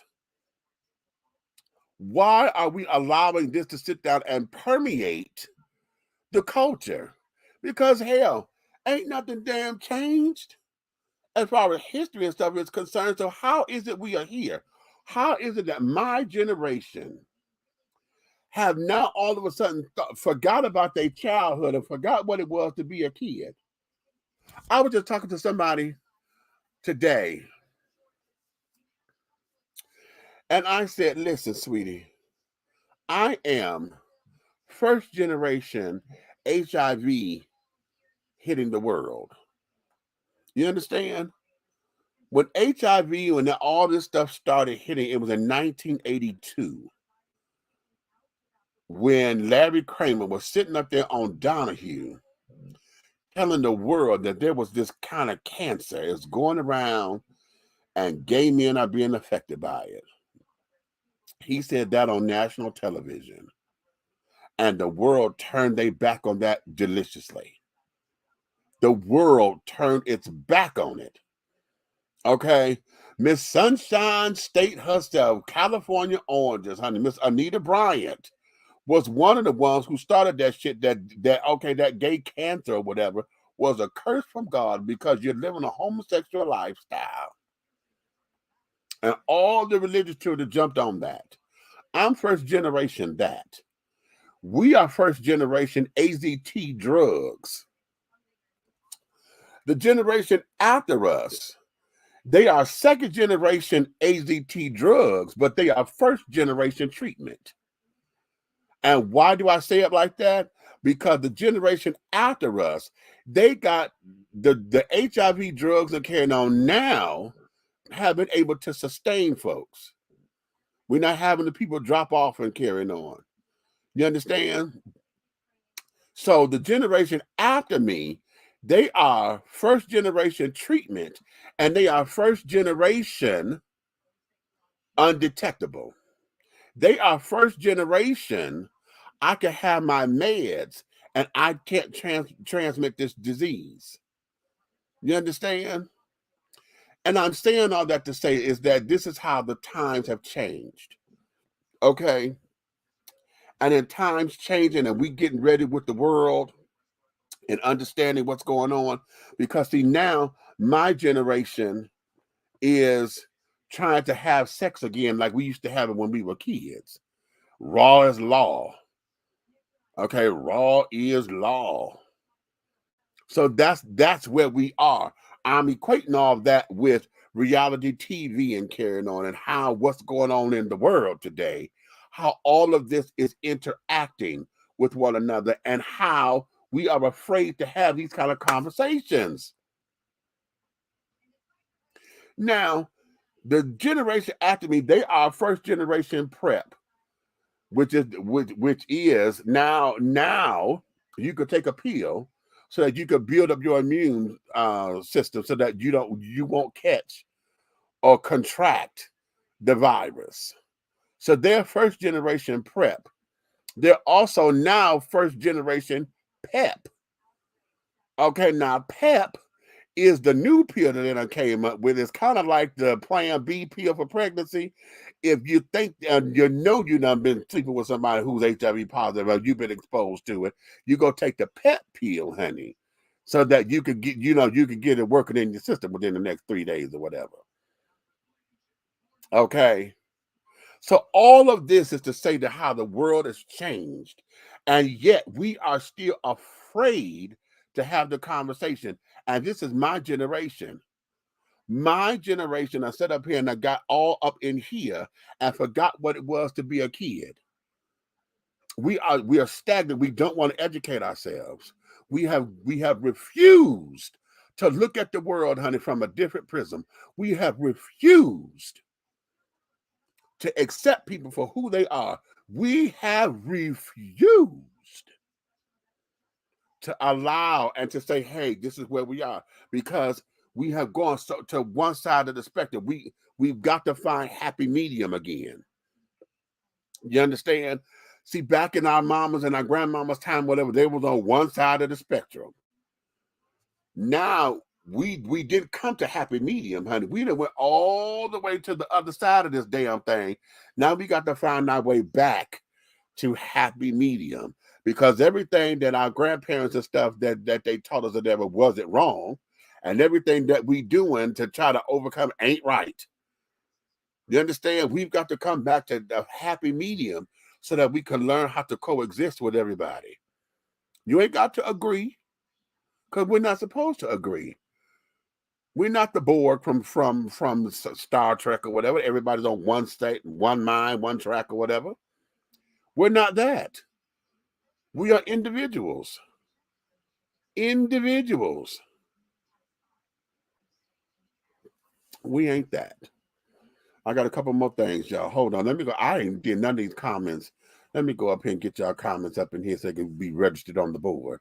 Hey, Big Meat, along with the show, I have a funk machine. Oh, do you groove? Hi, come on, groove.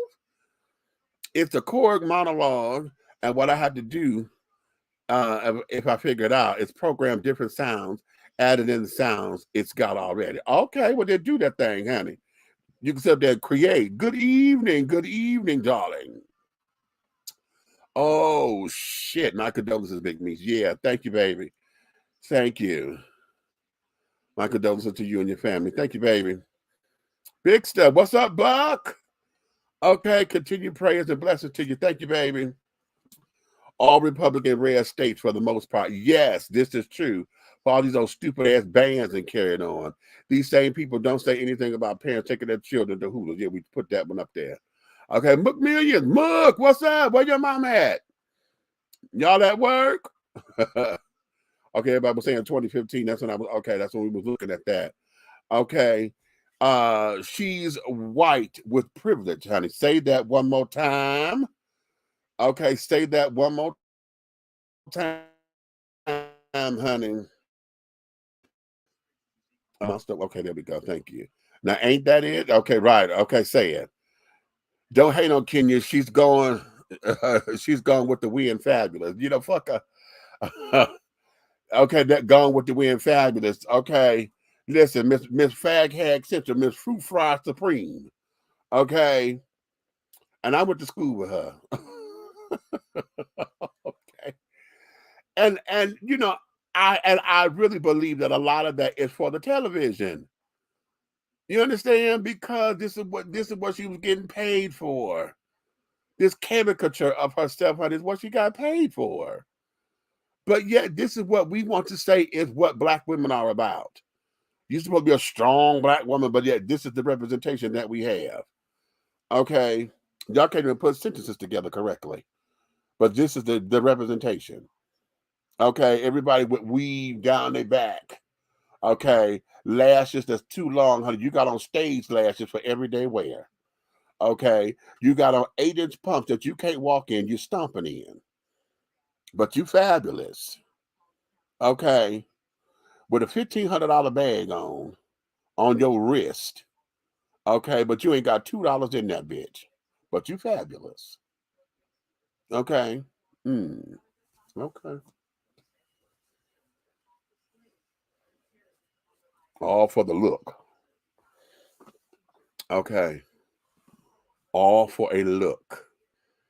See, what social media has given us the ability to do is to be fake it till you make it on steroids.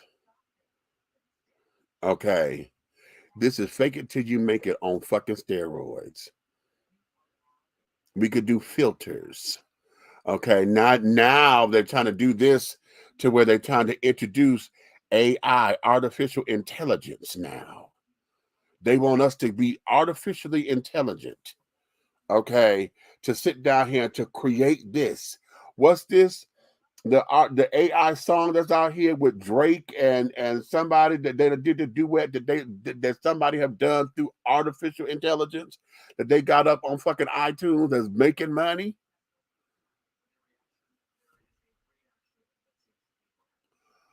Right. Okay. And we don't want to be real. We keep telling everybody we want the real, honey. We want you to be real. We want you to be real. But yet we pushing everything fake. We are pushing everything fake. But that's what we live in, right? That's how we live. That's how we live. Let me play this and go to this next story. But first, video shows a student attacking a Rockdale County teacher, sending her to the hospital with a broken leg. Good evening. Thanks so much for joining us tonight. I'm Tom Haynes. The sheriff's office and the school district now have open investigations. Newshead reporter Joy Dukes joins us now from the live desk. Joy, teacher advocates say classrooms have gotten more violent over the years. Yeah, Tom, that teacher will have to undergo rehabilitation for her injuries. A representative for a state teachers union says that kind of violence at the hands of students is directly related to the country's massive teacher shortage.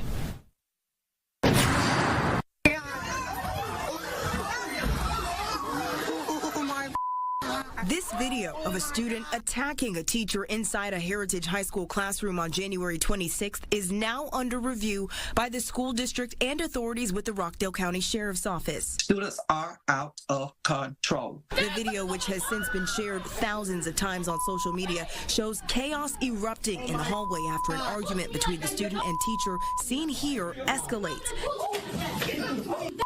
as that student appears to slam the classroom door on the teacher and then begins to throw punches. There is no excuse for the violence. There is no excuse for children who are coming to our schools daily and wreaking havoc so others cannot learn. Verdelia Turner is the president of the Georgia Federation of Teachers. She says she was angered by what she saw in that video when she first watched it Monday.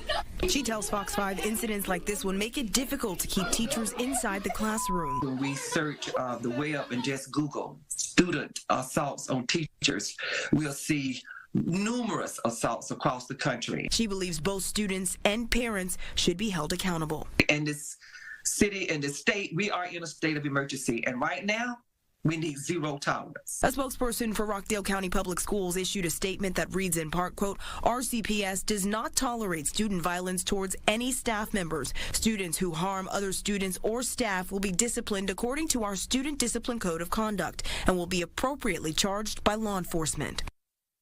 Now, it's unclear exactly what disciplinary action that student is facing from the school tonight. No word on potential criminal charges at this time either, but the Rockdale County Sheriff's Office says the investigation is active and ongoing.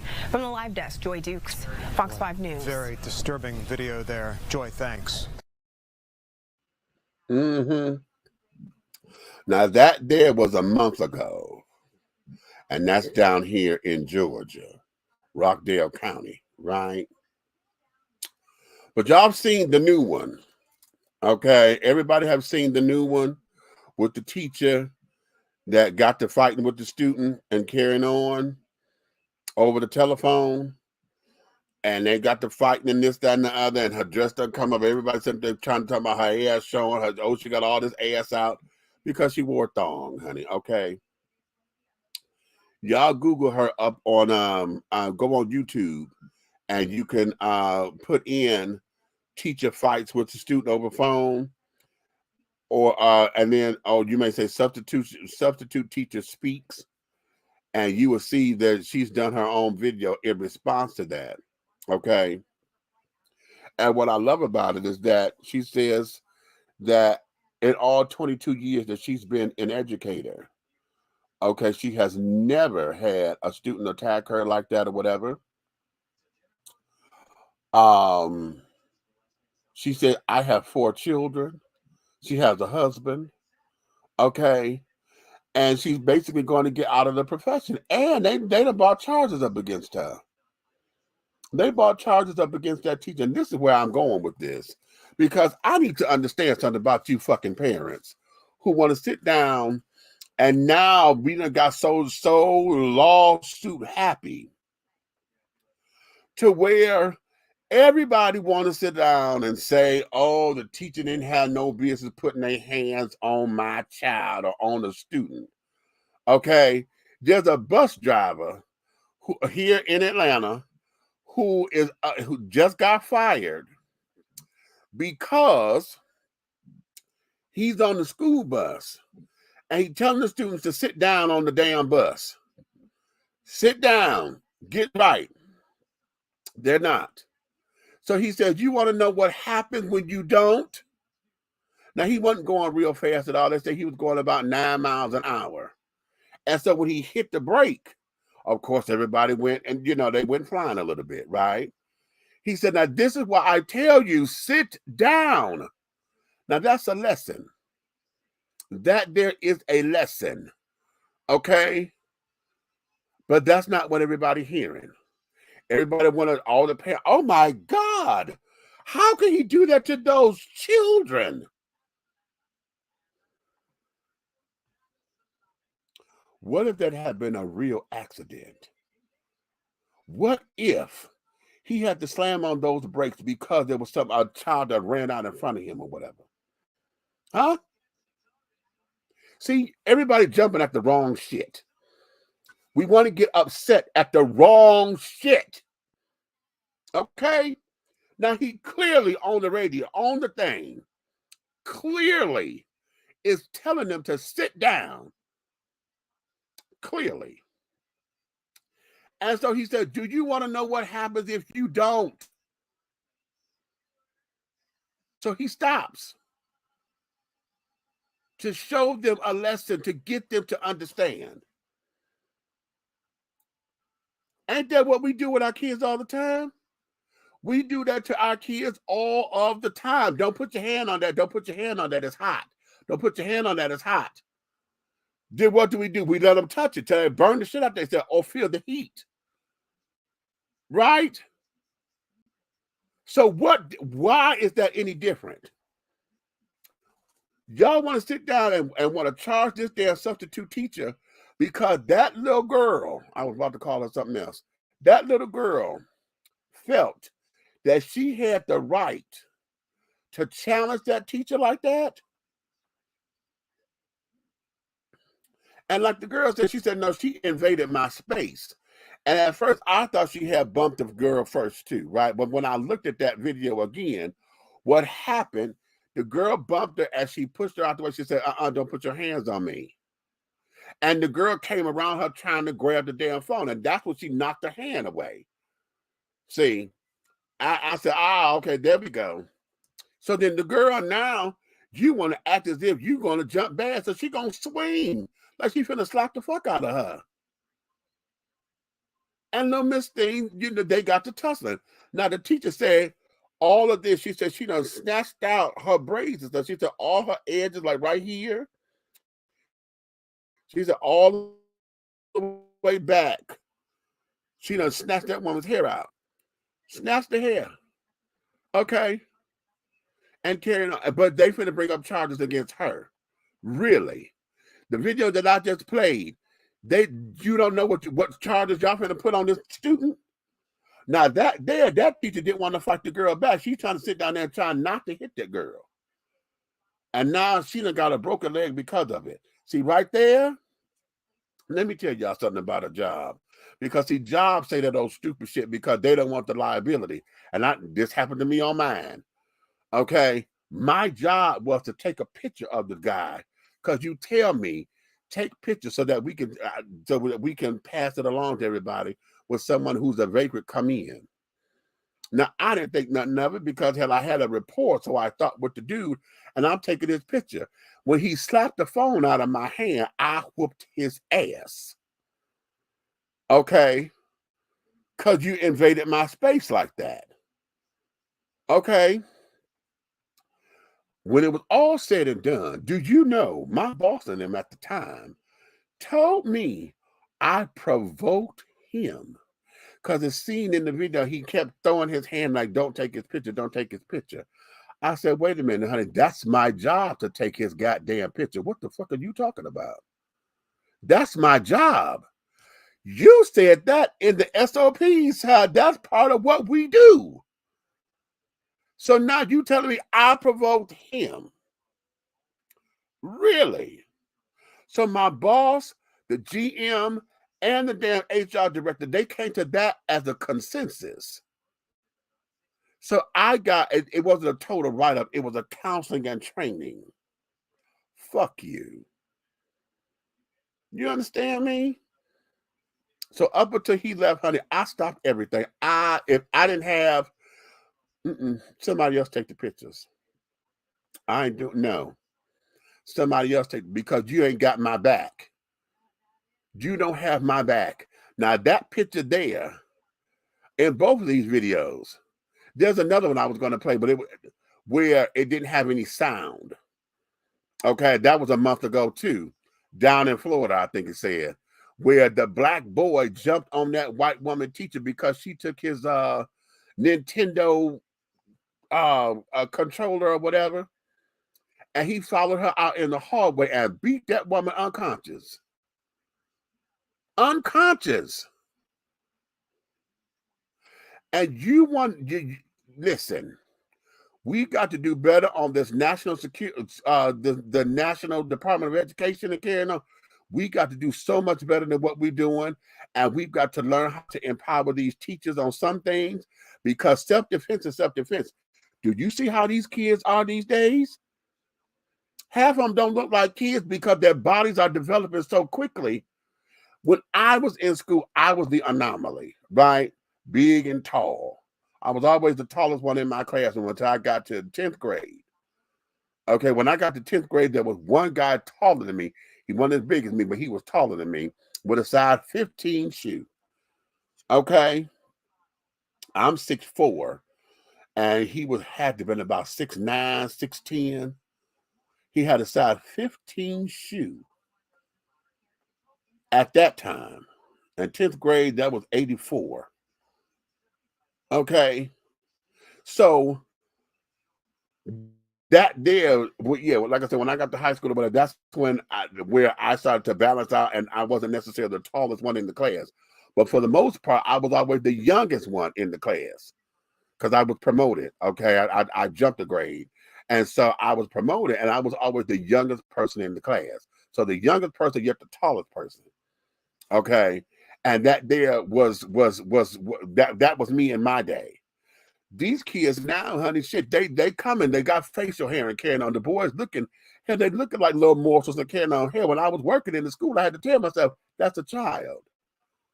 That's a 16-year-old child. But yet you coming up on me as if, shit, you trying to be my husband. Woo, wait, boy. You can't do that. And I saw how just on my own experience, how somebody gets in trouble, because there was this one little boy. Oh my God, he was what? Because I was working at a second chance high school. You know, one of them ones, go to school or go to jail. These little alternative schools and shit. He was a little dope dealer and carried on. And damn it, I don't have a poker face, so he knew that I was into him because he was lovely and thick, like I like my boys, child. But I had to get his age and carrying on, because I know we took him up to 21. and he wasn't even 20 years old yet. So I said, oh my God, I got to, I had to now make sure we got rid of him because he was going to be the bane of my existence. Because he come up in there trying to be nickel sick and shit, you know, trying to push all the right buttons and this, that, and the third. And I was that 14-year-old curious little child like that, honey. I did shit like that to older guys because I knew I could get away with it. If you push the right buttons, honey, it can happen. And he was so trying. He pushed a couple of them, but I just didn't take it there. Then his ass got into trouble and got suspended. I said, thank you, Lord, because that was going to be difficult. Okay. So in that, and I had to learn that. Now, hell, you talking about at that time, I was what? Because I came here right after that. So I was like 35, 36. Okay, so that was when I learned at that point, I'm old enough to be your father. Okay, because shit, you 16, 17, 18 years old, bitch, shit, hell yeah, I'm old enough to be your daddy. Okay, so I understand how it can happen and how in that school system shit can get manipulated and carried on. And how these kids coming out looking like they goddamn adult.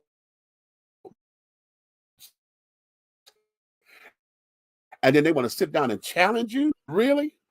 Really? And you have no recourse outside of go get the teacher, go get the principal. Really? And then this child get bragging rights because you know whoop my ass like you a grown man in the street. Really? We've seen the other way around where the teachers got the best of the student, and now y'all want to sit down and say, oh, he didn't have to do him like that. What the fuck you mean? If you come to me like an adult, we're going to handle this like a damn adult. The school bus driver that slapped that girl because she spit on him, everybody thought he was wrong. I said, no, he not. No, he ain't. He slapped the shit out of her, and he was supposed to.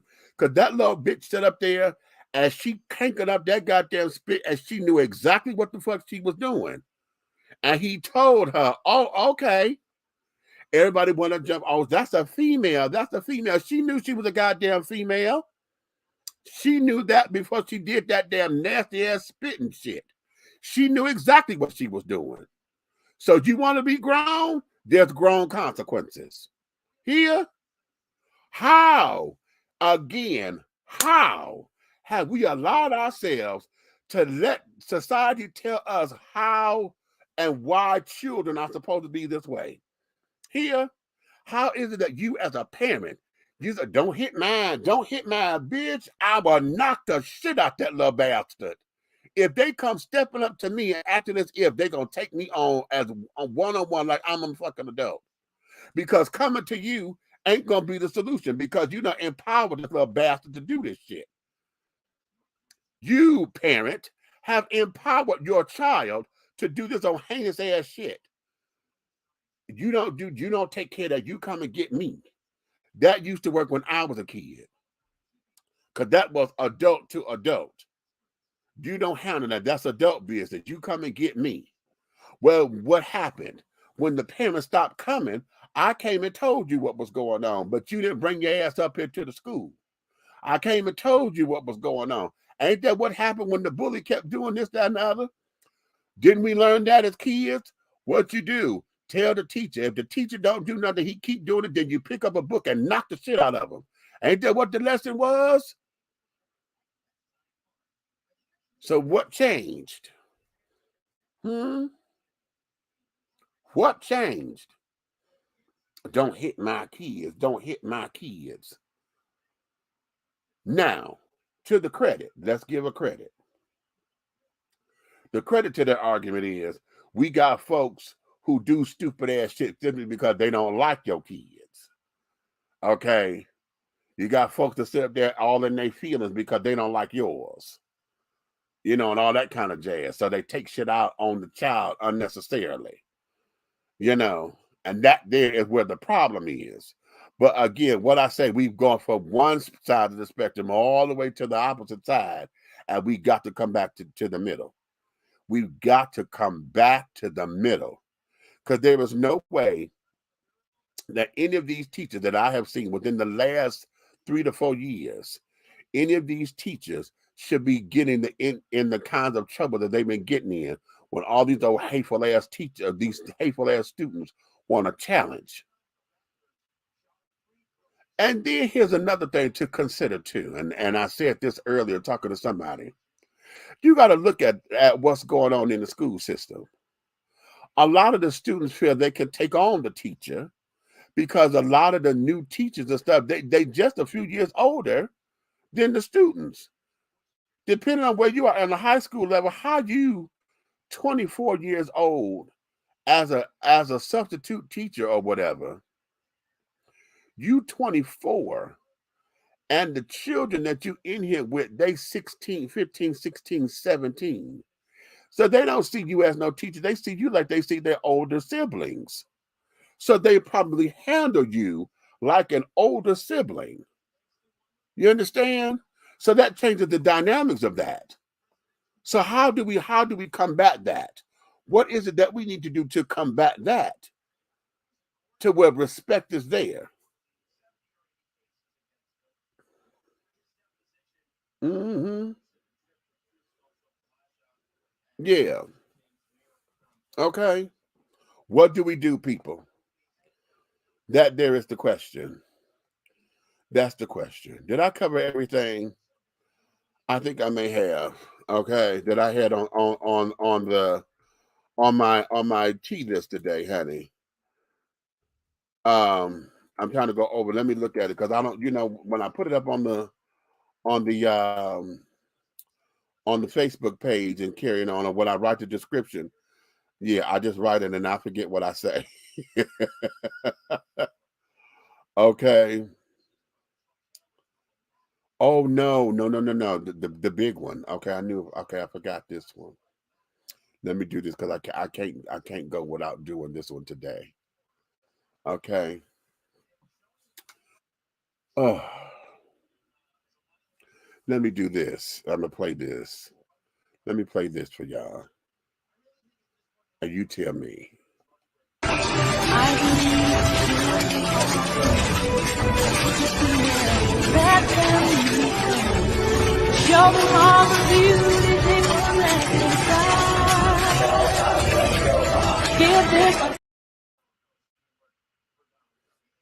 You want to see that one more time? You saw what you saw. Did you read the caption? Did you read the caption? That said that's Chinese students. Students. They're in the classroom. And that's their lesson. They learn how to take apart. That looked like they might have been a 357 of some sort. Okay. A Glock. They're taking together and learning how to disassemble and reassemble weapons. So I've shared that with a few people. And I was like, is that something that we as Americans, is that something that we need to take up? Because of course the NRA will say, yeah, we need to teach our kids how to have guns and how to handle guns so they won't be scared of them. And learning how to protect themselves. And I hear the word protect all the time. I got to protect myself. But here's my problem.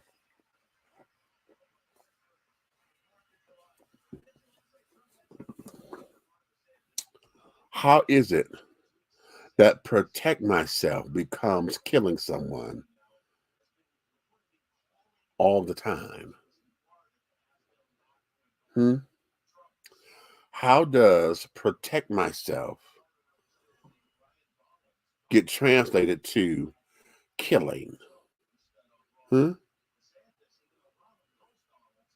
And that's why I have the disconnect. I'm all for protecting yourself and carrying on. I'm all for making sure I get the fuck up off of me. I'm all for in dire straits, and I see that you're trying to kill me. It's gonna be me or you, honey. I'm taking you the fuck up out of here. Okay, me and the Lord will have a nice conversation about it later. But in the heat of it all, if it comes to that, but what is the heat of it? Because see, now we're in a whole different generation. We're in a whole different time to where everybody run to the gun first. They don't take an ass whooping. Everybody run to the gun first. That's your first line of defense, is the gun.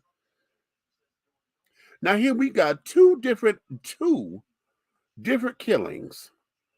Well, no, one killing and one injured from elderly white men. Okay? The first one, then I'm gonna give the girl first. 20-year-old girl, the passenger in the car. Because y'all looking for the party, and you turn in the man's thing to turn around. You turn in his drive so y'all can back up and turn around. Okay. The 65-year-old dude, he's sitting on the porch already with his motherfucking shotgun. You already on the porch with your shit. Okay? And he fires at the car and shoots the girl. Okay? And I forgot what kind of weapon they said he had, but whatever it was, they said that the bullets and stuff, okay, would do some major damage to a body. Okay?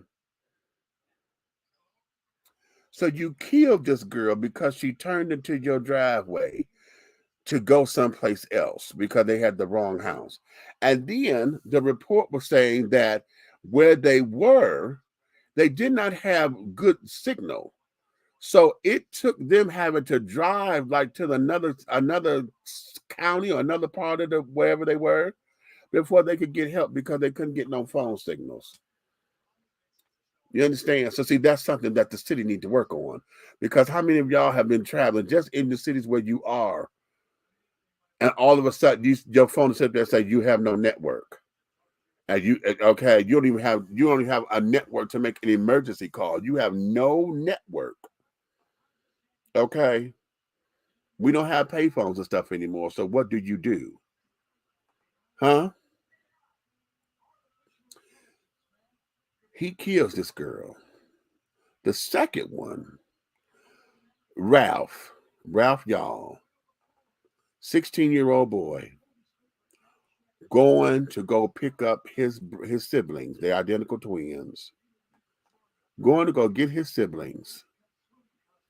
And just like down here in Georgia, we got, listen, you got Peachtree Street, you got Peachtree Way, you got Old Peachtree, you got New Peachtree, you got Peachtree Industrial. They said there's like over 140 different Peachtree streets in this motherfucker. Okay? Now, the boy was going to one particular street, and he went to street, and the babies was at Lane. Same address, it's just that those particular words are different. He went to street instead of going to Lane. And that's how he ended up at this man's house. Okay. Wrong house. And the 84-year-old just decided to just open fire. Okay. Shot one time, shot the boy in the head. And then came back and shot him again. So your intention was to kill him. Your intention was to kill him. You understand?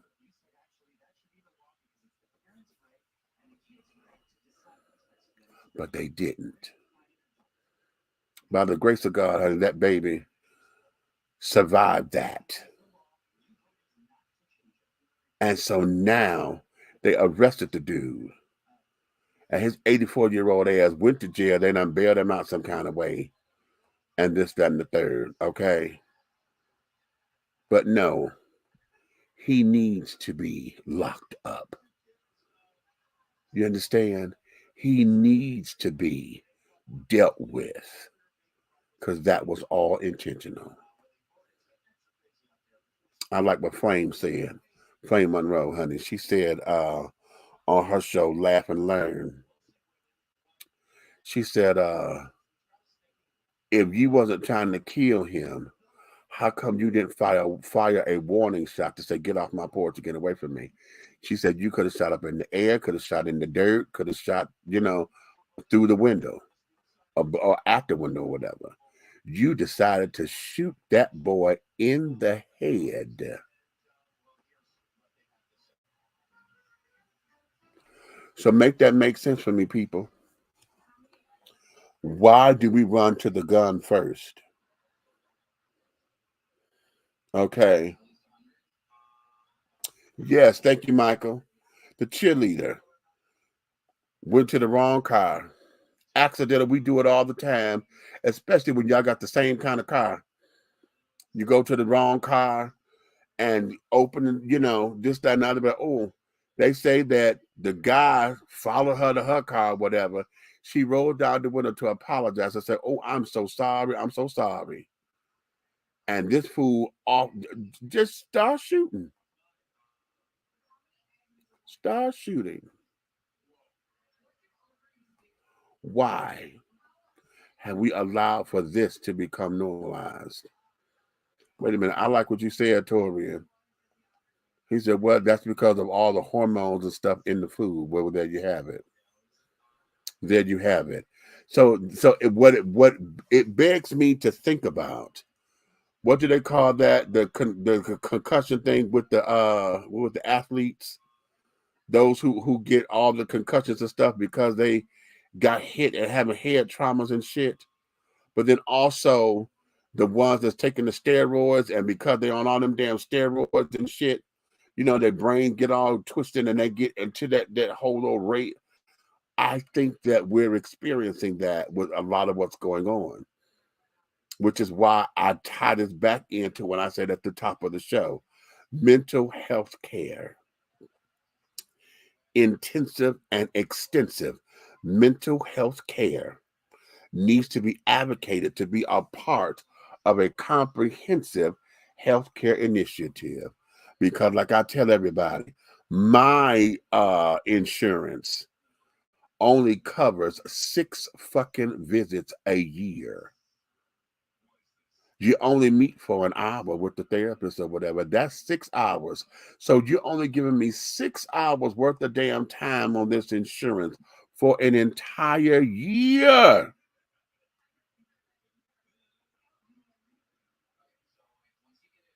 And want me to deal with stress, and want me to deal with anguish, and want me to deal with disappointment, and want me to deal with the failures in my life, and want me to deal with my procrastinations, and want me to deal with this, want me to deal with a fucked up boss who about ready to make me knock him upside his head with the telephone.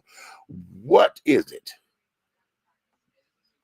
Mental health care, intensive and extensive mental health care needs to be advocated for everyone to be a part of our comprehensive health care plans and initiatives.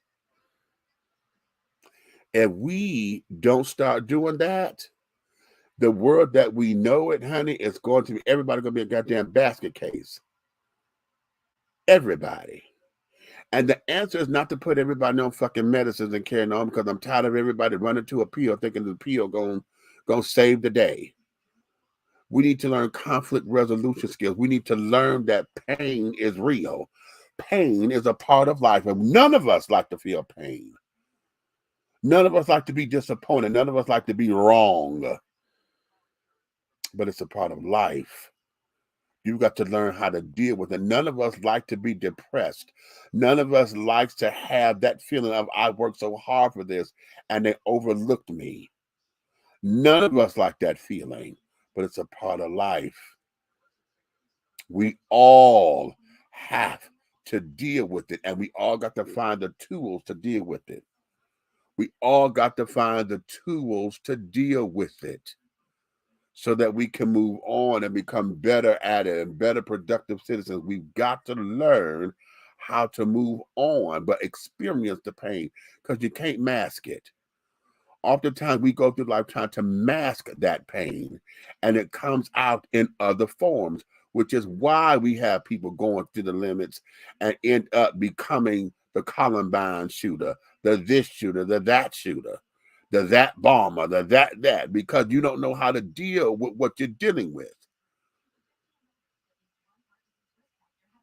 And I would love to do a study to find out how many of these damn people who have been doing all this kind of killing and carrying on in the name of, oh, you did me wrong, how many of them have been taught as kids that the world is theirs. They've been spoiled because they done got everything, and then have never been taught that, no, honey, that's not how life works. You don't get everything you ask for. I would love to do that damn professional profile. Okay. But they done killed the one baby, the 20-year-old. She was 20 years old. They done killed this cheerleader. They done shot at and tried to kill the 16-year-old black boy. And that's all this just happened. All of this is back to back to back.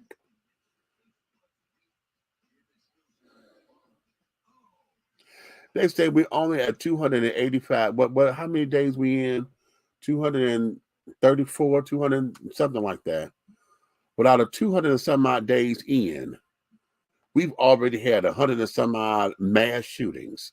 And they consider a mass shooting to be anybody who have been shot. More than 3 people have been shot. Okay. So, yeah. So we run to the gun, honey.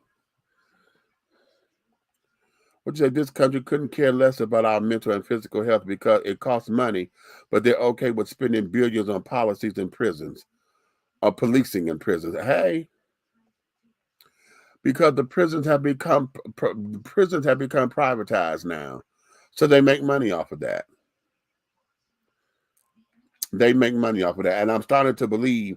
Y'all remember when Haji come up in here? Haji says up there, he says, "Listen, you got to look at it like this, honey. They got to keep us in there because we're the ones who make the money for them. White folks don't work like that. They don't know how to make money, and they don't make money for them. So black folks, that's all we know been knowing how to do. So they get us in there. Hint, hint, hint. Still back on the slave plantation because slavery has not been abolished 100% in this country. The 13th Amendment says that, honey, it has been abolished except for when you are in prison or in jail. How? Let that sink in. Okay? Let that sink in. So you want to wonder how come we got more blacks in jails and why they building more jails? Well, you can find money to build that motherfucker, but y'all ain't rehabbing nobody. You're not sitting there, giving them the tools that they need to come back out here when their time is up. We don't even make it easy for them to get jobs. Now they're coming out on paper. They got to get jobs. But because they have a record, we never let them live their record down. If they served their time and did their due diligence, why is it that the record is not expunged or at least closed so that they can get on their feet? Why don't we do that? How come companies don't allow for that? Because again, we're faking it till we make it, right? Yeah, okay. I'm going to let y'all have that this evening, honey. That's what I got right now. I'm going to get ready to finish drinking this tea, and I'm going to kick my legs up. It's another day, honey. I didn't do shit that I was supposed to do today. No, I did the phone calls and stuff I got done. Y'all know, I keep telling y'all my apartment shows my damn depression, and I was going to get up and start after I'm a clean up, and every time I get up to get started, I get paralyzed. But I do need help. I do need help because if I bring anything else up in here, y'all will swear I'm an episode of Hoarders. Okay. But we've got to get this together. I got to do my laundry. I got tons of laundry that need to be done. And all of that, I got to get rid of clothes. I got to get rid of my son's clothes. I got to get rid of my grandson's clothes now. I believe that his mom wants his clothes. I got to find out if that's true, because when we first talked, we were going to give his clothes to Goodwill and to the homeless shelters or whatever. But then I was told that she may want them. So now it's too soon to talk about it. So I'm a wait to see what she wants. But I still want to pack this stuff up and have it ready. If we're going to ship it, it's got to be packed. If we're going to give it away, it still needs to be packed. So, yeah, there is that. Today is the 21st of April, 2023.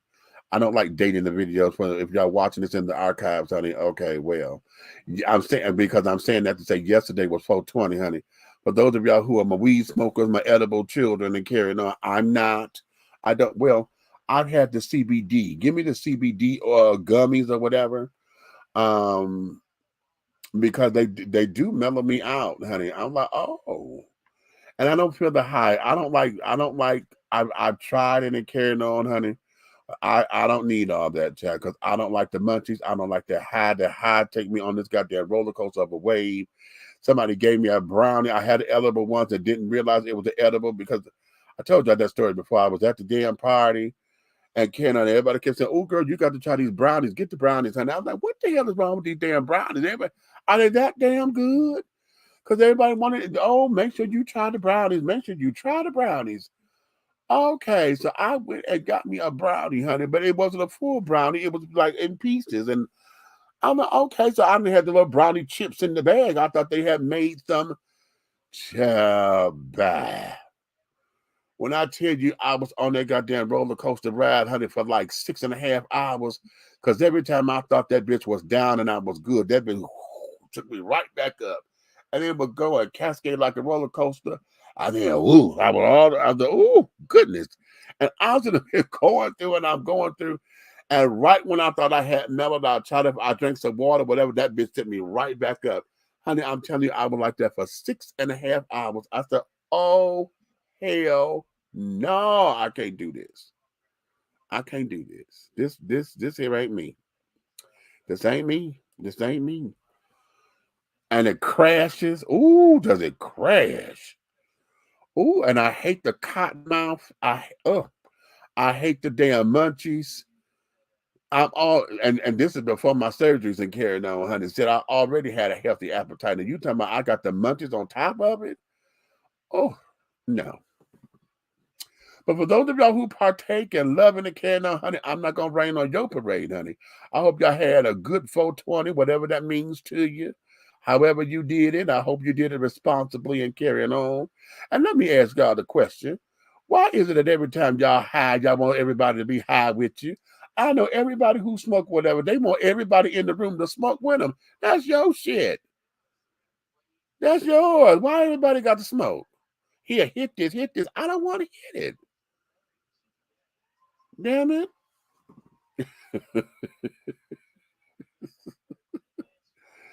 And then don't nobody smoke joints anymore. Everybody want blunt. Everybody rolling up a whole dime bag, whatever, in a whole blunt. Child, y'all can have all that. Here. Y'all can have it. It's more for you. Ooh. Okay.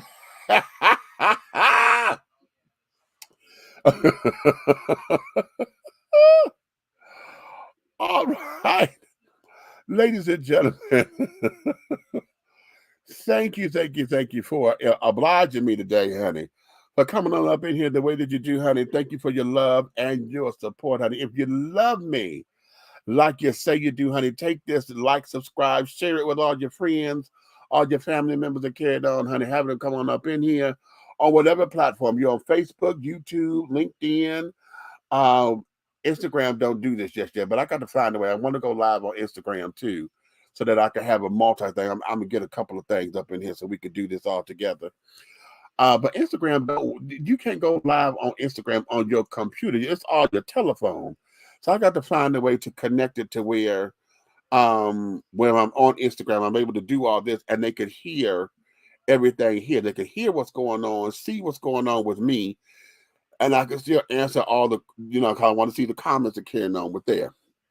We'll work all that out because I want to make sure we utilize all of the platforms and things of that nature, my darling. Okay. So, honey, you may finish all of your crumpets at this moment, honey, because the tea has been dished. And you, darling, have been dishing tea. With big meat, honey. Like I said before, honey, if you love us, tell a friend, honey, and carrying on, honey. But if you hate us, you can tell all of your motherfucking enemies, honey, to like, subscribe, and to share. Because one of the things I want you to understand and to internalize is that everything, and I do mean everything, that we're doing over here at 3 the Hard Way, the Syndicate, darling, everything that we're doing will move forward in any way, shape, style, form, and or fashion, my darlings. So once again, honey, I'm Big Meech, and on behalf of my co-host, the big red fella, the big guy ally, honey, and Miss Nikki, honey, Aunt Nikki. Okay, in their absence, honey, we thank you. We love you for coming on up in here. And until the next time, my darlings, until the next time, be well, be safe, protect your mental health. Don't let anybody upset your peace.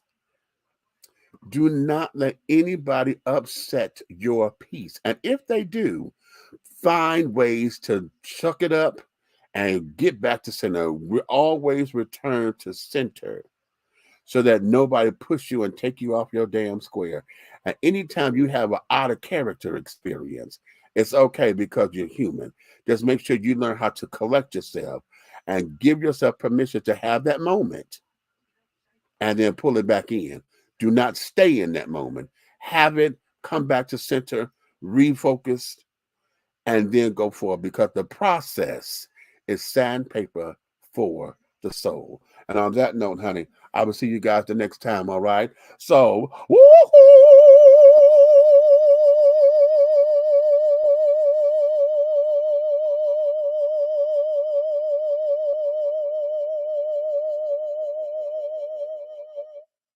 oh, it faded out. Whoop! Ah!